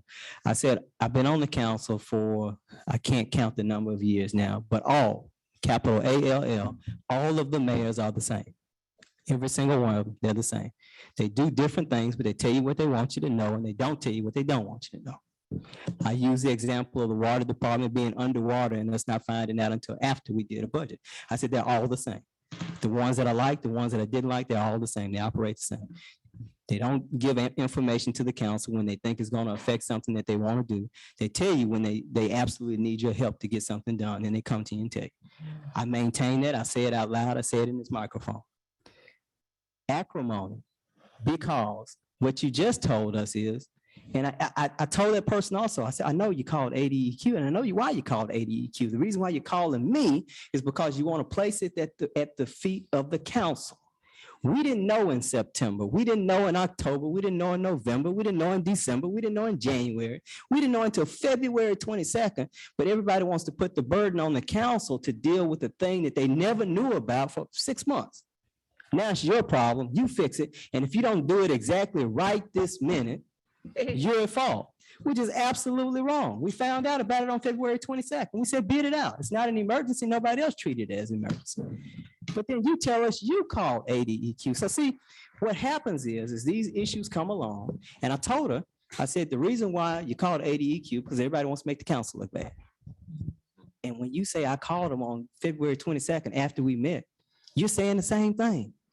Because you didn't call them in December. You didn't call them on December 20th. You didn't call them in September, October, November, December, January. You called them after we met and we didn't approve your proposal. You said, I know what I'll do. I'll call ADEQ. And then your actions. Because if you wanted them to know, you would have called them before February 22nd. You called them and then you got the letter and you acted on it to say at that point, see, I didn't need your approval anyway. Your actions, that's what they said. You can say, no, that's not the way it happened. I was acting in good faith. I was doing all those things. But your actions say that's what happened. Because if anybody, Mr. Patterson said ADEQ was notified orally, but apparently the citizen got ADEQ's attention. And certainly when the mayor calls and says, I have a problem, it gets their attention. So if somebody wanted ADEQ's attention before February 22nd, it could have happened, but it didn't happen. So when you talk about acrimony, you always take the political punch. You throw it if you can. You do. You absolutely do. Just like that server issue. We found out on November, you had a letter for November 1st. But at no time in November, December, or January did you tell us the server's going to shut down and we can't have court. The day it shuts down, you go on Facebook and say, I've been telling them about this for months. You didn't say I just told them for the. No, Mr. Adler, I have been telling you for months. November 1st. November 1st what? That was when you addressed it with the council, November 1st. That was the day. And when did it shut down? In January. That's months. Exactly, but you didn't say it's in danger of shutting down. But you ran to Facebook. I know You ran. I think you're a good lawyer. I am, If you ever and become I'm making a judge, point. you'll be a good Yes, sir. judge. I But am. you're putting words in your. I didn't put words in your mouth. I said your Mr. Hadley. actions. I keep mentioning your Mr. actions. Hadley. Mr. Mayor, I have to leave in All just a right, well, second. You look can at respond. actions. You can respond when I leave. What I said, I didn't say your words. I said your actions. See, you Your think I actions. should not have called ADQ? Why didn't you call them on December 20th? When you say you found out, now the report said that you Because found I out before. called the emergency meeting of the council first. Why not December 20th? If I had called them first, you would have said something about that. Why not December Mr. 20th? Patterson said he had called them first. Why didn't you His call them? job is to notify them from a regulatory point of view. Why didn't you call them in Once you January? acted, I had to notify them and ask them, is this the appropriate way to act? What's your You had to recommendation? ask them if it was appropriate for us to bid it out? Mr. Everly, do you not understand that ADQ is who regulates our public utility? That's what I said when I read, The when I city read, when I council read does the not letter. regulate it. The state of Arkansas does. Do I you have not? to notify them what your actions and our actions as a city are. And once it Yes, got sir. to elevated to this level and and that was decision, I didn't criticize you. I didn't say, you put all these words in my mouth. I didn't put words in your mouth. I called a special meeting within an hour of finding out that it was going to cost money. Yes, The sir. first time I found out it was going to cost money and how much and who were gave us proposals. Within an hour, I called a special meeting. I didn't call ADQ first. Maybe I should have, but I didn't. I called a special meeting, which is exactly what you criticized me for not doing after I got the letter. Well, if you I had did it the letter- before, so if you you had the- criticized no, me no, no, no, before, and now you're criticizing me after. No. What the criticism is after you got the letter, you decided you didn't want to present the letter. The criticism is It's not- timing. It's sent to you. It's sent to you, Mr. Time- Everly. They didn't send it to me. Yes, they did. No, they It's didn't. addressed to you. It's addressed to City Hall. It has my And name. it's got, Man, it's, it has no, it has Mr. my name Everly, on the it. letter. It has my name on it, but The it letter says, says, "Dear email." Mayor Smith and City of Helena-West Helena council meetings that list your name on it and the address, and you have a mailbox in this building." How are we gonna get it, Mayor? I'm not, it's not my job to make sure you get all your mail. All I can tell you is I presume that you got it because it's addressed to you. It's not. Just like your it was email is addressed- up there. Is it your responsibility to send it to me? Just like you can call. Let's pause. Y'all, too many of y'all are talking at one time. No, Too many of y'all talking on one side. I believe Ms. Ethel had the floor. But what I'm saying is what I said before. If you were my client, I would tell you to stop talking. It doesn't have my email address on it. It's not, it has your email and the clerk's email address on it. it has your And what- physical address on it. And your act of calling ADEQ after we didn't approve the plan speaks to your motive. It's not your words. It speaks to your motive. Because you could have called them in December. If I just go by your timeline, you could have called them in December, you could have called them in January, you could have called them at the 1st of February, but you chose not to. You talking about you have to report our actions. Your action was to do nothing between December and February 22nd. You didn't report yourself, September. but you Mr. decided you wanted to Mr. report what the Patterson. council had done. Mr. Patterson's job is to make those reports. Are you the man who has that sign that Let says the me- buck stops let here? me- Are you that man? Let me, Mr. Does the buck I'm stop not- with you? Listen to me. Are you Answer- responsible? You for want me your to answer department your heads? question? Yes, sir. Are you responsible for your department heads? Are you the mayor who has a sign that says the buck stops here? Is that you? Of course it is. Then you are responsible all the way back to September. And everybody has their duties and responsibilities, and he is certified as our representative to ADQ to report them. And every time we do, I ask him, have we made all the required reporting requirements? Because he's the one that's trusted and certified and represents our city to the department. He's the one on, and Mr. Wyland also are the people who legally report for us. Do you understand that? So they can make reports without you authorizing. They are legally authorized and required because they're certified and licensed to report on behalf of the city on water and sewer. And we have another engineer who also helps us on ADEQ reports. That's how it works for the listening audience. Now, it wasn't until I knew there was any action for you to take that, and within an hour of knowing that there would be, I called a special meeting. And within an hour or so of the action you took, I let ADEQ know to make sure we were in compliance. And this is the letter they sent. Well, what I want you to do is to go But- on but record telling everything why else you didn't. is- Everything else is speculation. No, this is fact. And I that's- want you to no, go no, on it's- record saying why you didn't do I'm sorry. anything. If you said it was your responsibility to report to ADQ, and I said I won't do this, so I'm going to let something down. But if you said that your legal, that you say you received it December 20th, if it was after hours, December 21st, You should have been reporting it to ADEQ then. Mr. Patterson's job. No, okay, but you're responsible for Mr. Patterson. And How Mr. about that? And I asked. You're Mr. responsible for Mr. Patterson. So once you knew And that it Mr. was. Patterson informed you and me that No, he did didn't. so. No, he didn't. No, he didn't. He said. He did at the meeting where he answered questions. Yeah, he said that you and him been knowing about it since October. Now you sitting up there saying he didn't tell you to December. Make up The your bottom mind. line is Mr. Patterson's job and Mr. Wyland's job is to report to ADQ, the Department of Health. And I asked them, anytime something happens, if they have, depending on what So the you take everybody's responsibilities word, are. but legal stuff, I can't do everyone's job. All I can do is make sure they do their job, and they said they did. Now, after we took action like at the Andre. policy You my level, client, I tell you, be quiet too. if we take action at the policy Andre, level, no. Ms. Crockett, I'm by myself. Every 2 weeks, you take turns beating up on me and trying to make it look like. And I've you done take something wrong. turns trying to make it seem like the council And- is the one that's causing this chaos Ms. in the Crockett, city. No, sir, it will not happen tonight. You try to make it, get on here and say, Mayor, you got this letter February the 23rd. When you thought that we were gonna come to a meeting and approve the bid that you had gotten from whosoever, you called that meeting. So what's the difference in calling a meeting when you got this letter after you called ADEQ? What would have hurt for you to have called and said, we need to have a special call meeting tomorrow at 12 noon? That would have been Thursday. From Thursday to Tuesday, that's 5 more days. You don't give us any information in time to read over it. You present stuff on the table because you figure, well, ADEQ done sent this thing, and I know that they're gonna do this and that. When Mr. Wyland, when you called Mr. Wyland, just like you picked up the phone call, Mr. Wyland told me you needed, because he didn't just go out there and start working. He had to go out there and get a plan together. And while he was out there getting the plan together, we could have been sitting here meeting. You, like Mr. Eppley just said, you try to make it seem like the council is the one that's causing all the chaos.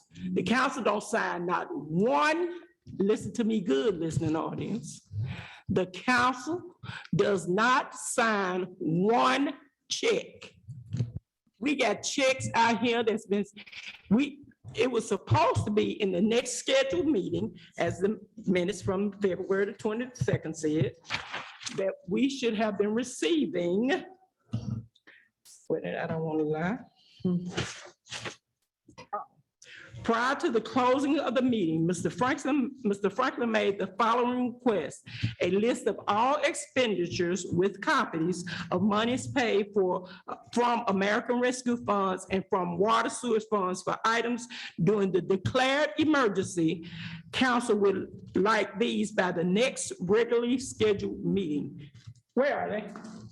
This is what, that's all we're trying to say. Nothing, you sit at the table yourself and told me that when I requested that you give us something showing an itemized bid about the computer stuff, you sit up there, not your twin, not your brother, Kevin, sit at the front of the table and told me that after it was requested, that you made no attempt to even contact the people because they had gave you a bid, as Ms. Davis pointed out, that was already past 90 days old.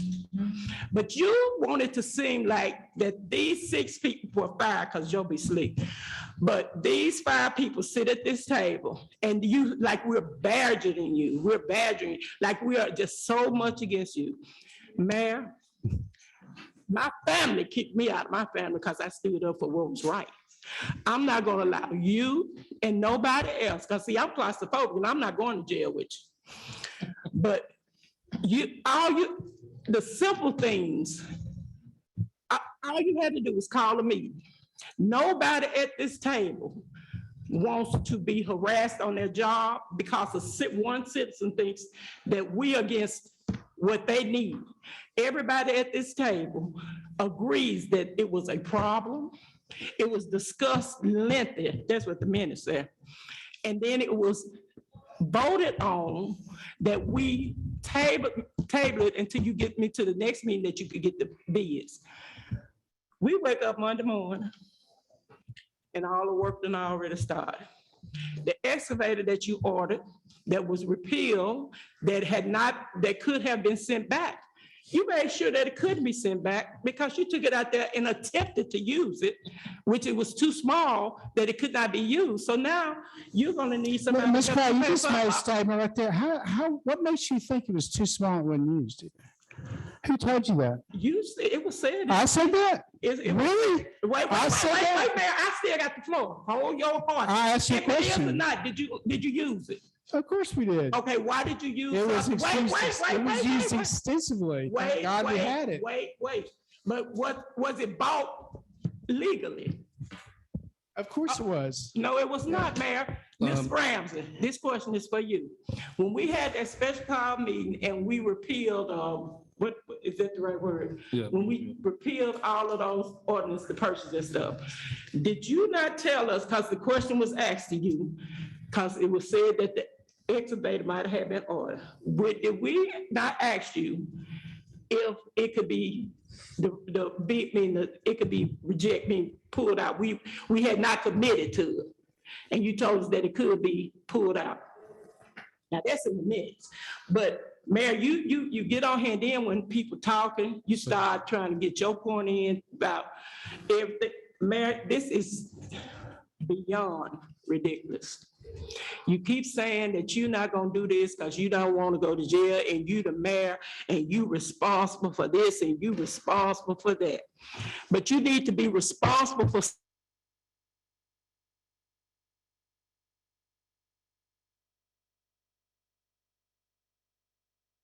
oh, 15,000 of the people can't stand in this room and speak up. But you always want to seem like the council, oh, we bad, they just go against me. You had an hour-long meeting with a department to discuss Wanda Crockett and Christopher Frank.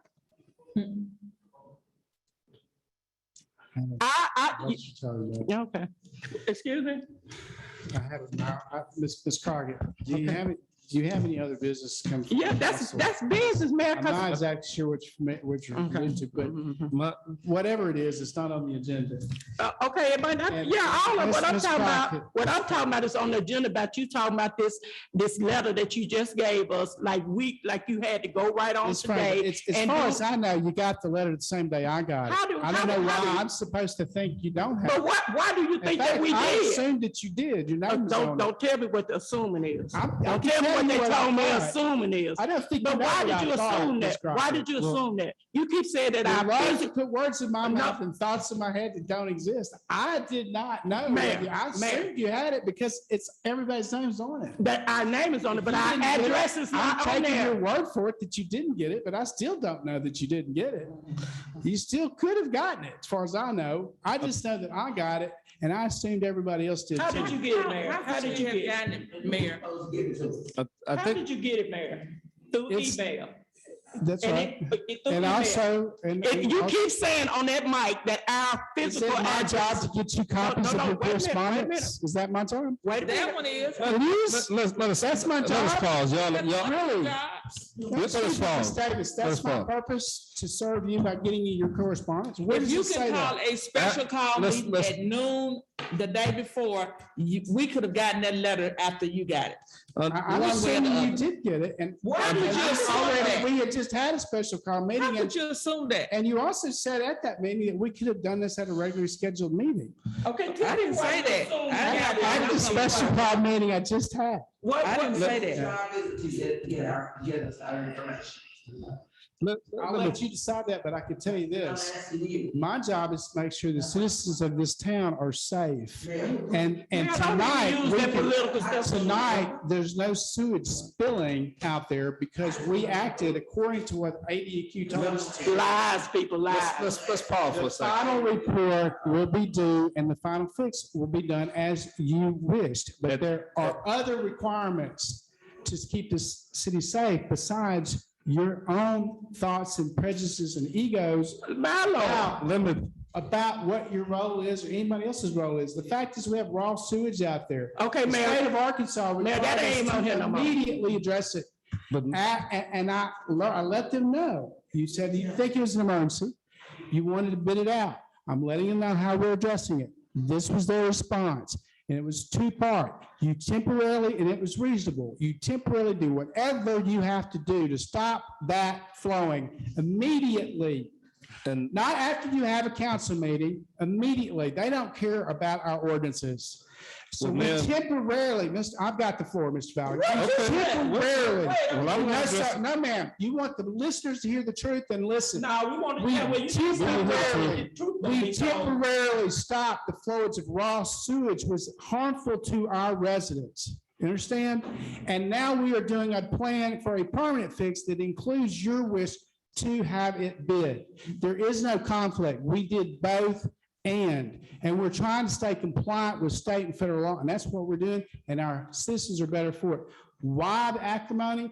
I don't know. I can tell you this, you've had different mayor every 4 years. You might have different mayor the next 4 years, but the city council has not changed. Maybe that's something people should think about. I haven't said that. If I may, let me address the issue. The city council session is still in session. There's not a quorum to vote, but we're still in a meeting. The $115,000, well, Mr. Franklin said, $115,000 for the record. There was an appropriation of $115,000 for an excavator. That was repealed. In that meeting, it was asked of the city clerk, and Ms. Ramsey, is it correct? It was asked of you whether the order could be canceled. Is that correct? Yes. Okay, and you informed the council that it had not been ordered, that it could be canceled. Is that correct? That's what the salesman Okay, said. and we have published the ordinance to repeal it. The mayor still purchased $115,000 equipment without an appropriation, and the mayor used it in fixing this, is what he just said. That is a clear illegal exaction. The other issue would be not only is that an illegal exaction, this is bigger, this is not petty. The city council is in charge of finances. And because the city council is in charge of finances, city council has a duty to make sure money is being spent appropriately. And what this is just ignoring, it is intentional. I've been trying to be nice about it. It's an intentional act where you're intentionally spending money and disregarding the council. And when the council call you on the carpet on it, Mayor, when you're reviewing this, I want the public to know one thing.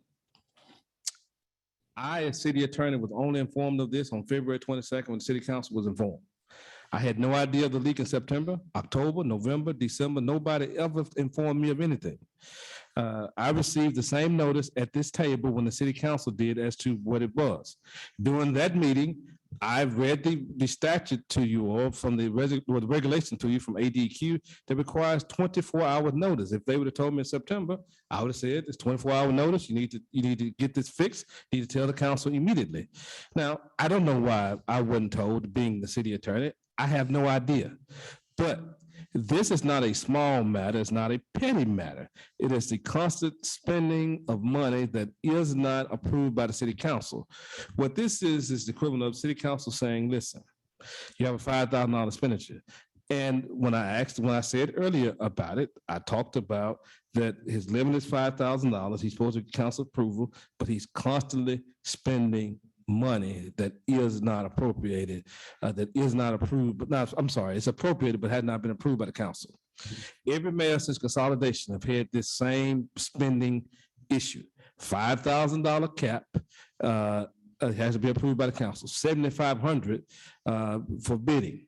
They went through in great detail. The auditors went through all of that when Mayor James Valor was here and wrote them up, and et cetera. Now, the mayor is friendly with the auditors, and he said it many times that he hadn't been written up for this. But it is an actual issue that is active right now. And I share in the council's frustration because I'm tired of listening to the city council every meeting talking about, Mayor, you didn't present this. And it is constant, it is growing worse because the excavator should not have been used. The excavator should not have been purchased. It is illegal that we purchase it because there's no line item for it. I've told the city treasurer and the city clerk that they need to be cautious, and I've told the mayor that he needs to be cautious. And all of these over expenditures, over $5,000, $7,500. What an illegal exaction is this. If there's money that's spent by the city, it violates the Constitution if it hadn't been appropriated and it hadn't been spent properly. A citizen can sue for all that, and the city would have to pay attorney's fees and et cetera for all those over expenditures. I have to say this on the public record at this point because we've gotten to a point of ridiculousness as it relates to this ongoing pattern. It's been ongoing and ongoing. It's gotten progressively worse. There was no reason. For the record, for the people who are watching or listening to this, for the record, the letter was emailed to Mayor Smith and the city clerk. Mayor Smith did not email it to the city council. He could have simply, like he does on his phone, forwarded, and it would have been done. And that would have been, I would have said at that point, if it emailed, called special call city council meeting, have your special call city council meeting. And so we can get it done. Everybody wants the sewers to be fixed. But it has to come to a point where there's some responsibility relating to the expenditures that are ongoing. And that responsibility has to start with the administration and how the money is being spent. We spend a lot of time, as the mayor said, going back and forth about what's the spending authority, but it's the absolute lack of regard for the spending authority is why we go through. The city council has complained over and over again. We have an ordinance that says a serial contract. Serial contract is you cannot take a larger contract above $5,000 and break it down into a series of contracts. There are complaints city council has regularly about the mayor spending $4,500 with this person and coming back write another check for $4,500, come back write another check for $4,500. And those type of things have been going on. And it's one of those things city council constantly complain about. And the mayor, when he first became mayor, explained that to him at a city council meeting, explained it to him in person. And he disagrees with me what a serial contract is, but the ordinance speaks for itself. The mayor's office cannot break a larger contract into smaller contracts to accomplish spending below $5,000. And that is something he's been constantly doing. The city council has the duty relating to finances, and not the mayor's office, city council. So many times people are frustrated with it, but the city council is like the bank. You go to the bank and they want to know why you're doing A, B, C, D, E, F, G. What are you going to do with it? What is your credit rating, et cetera? City council has a right to ask the mayor questions about all of these expenditures, and he should sit here publicly and explain it. What we had at the past city council meeting and what we have today was simply a one line is 58,000, one line 42,000. There's no details as to what the expenditures were going to be for, what was the scope of the job, how it was going to be accomplished, any of that. And that's what the council is constantly getting. But the mayor has, I've talked to him about it privately. I've talked to him about it in the presence of both the city clerk and the city treasurer. They can correct me on it if I'm mistaken. Have I talked to him privately about this as well? Okay. And so I'm not here trying to bash the mayor or anything like that. I walk through the front door. I represent everybody here. I represent all of the city council. I represent the city clerk, the mayor, the city treasurer, all of the department heads. I have to be fair in this. But I've said it over and over and over and over and over again. And it's something the mayor is not willing to adhere to. And it's something that we're in this situation. Yes, it needed to be fixed. Yes, it needed to be done, but it should have been a special call city council meeting. And there is no appropriation at this point for it. Was the treasurer there appropriation for what we did so far? No.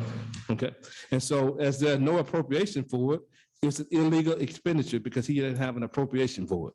And so this is larger than just simply some semantics or just simply some acrimony that's led between parties. What I'm saying is that the spending has to be reined in and has to be done. I've advised the mayor privately on this many times. And so I'm at the point where I have to advise the public. Yes, you all had questions for more statement? I have a question. Is it any way that we can have, I don't know who it would be, but somebody to do an audit or investigation on the way that the money in the city is being spent? Well, the issue, you can call for audit, but as with investigation, only the prosecutor can call the investigation. Now, I would look at what all the city council can do relating to the option and we'll report that back to you. Thank you. But this is more than just, yes, the mayor should have fixed it, but he should have come through the proper channels, talked to the city council, and this excavator, at some point we may get sued for it because the city council has not appropriated.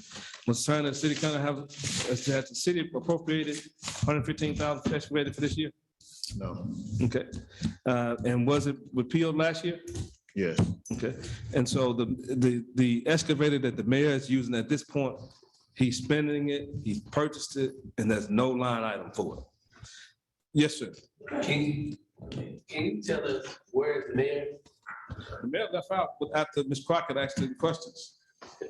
So, I mean, I just wanted to clear that he just walked out. I mean, we having a meeting and he just gets up and walk out because Yeah, that's still a quorum in the meeting.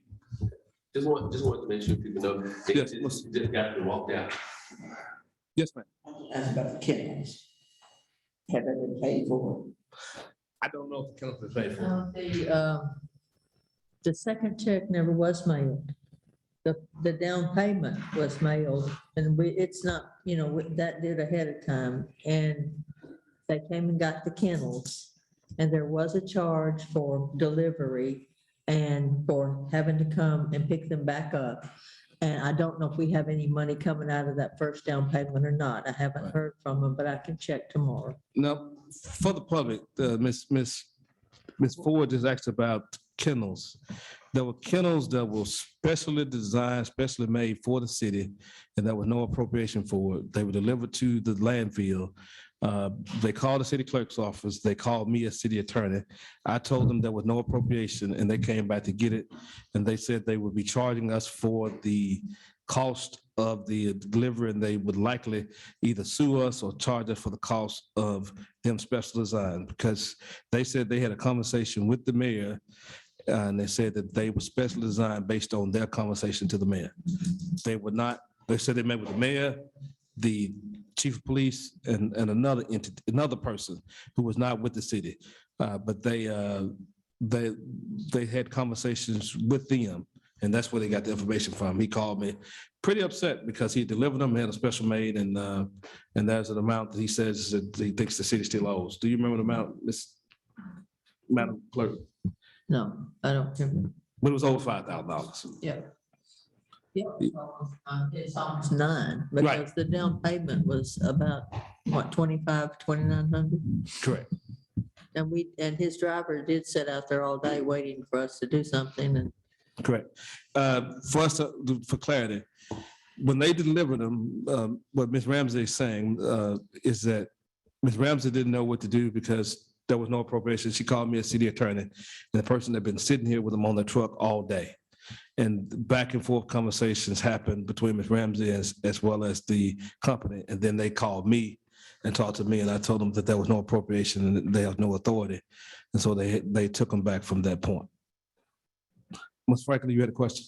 Yeah, I mean, just so the listening audience know that this council has provided anything that the mayor has asked us to.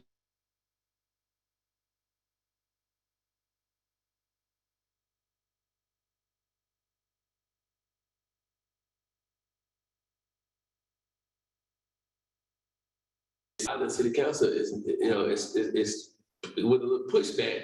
We can't keep approving stuff for him that he just go out and get somebody for $58,000, $60,000 and bring it to us and say, hey, this is what it is, and it's my way or no way. That's why the city council is standing up and saying, hey, we can't keep letting you do this. You taking taxpayers' dollars, even with the water crisis, he spent money that we don't even know how much money he spent with the water crisis. So the people need to know that he's just spending the city's money without approval. And something we have every time he spends money, we have not did a cleanup budget to say, hey, we approve these expenditures. He still has not been written by the auditors. We have never cleaned up nothing that he's messed up because it wasn't approved with his body. Well, Ms. Franklin, the only thing I could think of that you all did repeal was the series of ordinances that were repealed, and those were in writing. So the issues with the excavator and whatever else was repealed. Other than that, I think that you're correct that all the things that the mayor has requested, you all have approved. Basically, I can't think of anything. I would defer on that to the people handling the money, Mr. Turner and Ms. Ramsey. Can y'all think of anything else besides those? No. I think for the record, they both are not shaking their heads. I think they said no. I just want people to know that this city council, it has been working to make sure this city has the things that need to function. We're always getting stuff late. You don't want to keep us informed because to me, this is Chris Franklin. I think there are backdoor things that he's doing, and he can't come through the front door because he knows he's doing it the wrong way. And come through and say, I have to do it, I have to do it, making us look like we the bad guys, but we want the public know that we're doing what we're supposed to do. But we can't do the right thing. We can't help him because he's going through the back door. Instead of coming through the front door and say, hey, this is what happened here with the raw sewage that's coming up. If he had just said, hey, listen, we had the meeting on the 17th. He knew on the 22nd, there was a meeting on the 17th that he had with ADAQ, didn't say nothing to us, but boom, I gotta fix it. He had all this equipment over there and said, now the citizens gotta pay for it. But he didn't come to us. He knew about this in October and December, and we still didn't get anything done. So my thing is, I'm trying to make sure the public understands that these people around this table are fighting for the best interests of the people in Helena-West. We don't have a hidden agenda. We do what we are asked to do when we're given the material at the appropriate time. We can't act on stuff you give us the same night, do this, or I'm gonna shut the city down. We have been threatened, he has threatened us to shut the city down if we didn't pass a budget. It's very hostile toward this body, and he wants his followers to think it's just us. It's him. Because we have given, when he asked for a garbage truck, about 3 garbage trucks didn't work. We just bought a new garbage truck. Anytime he said the city needs something, we are on it.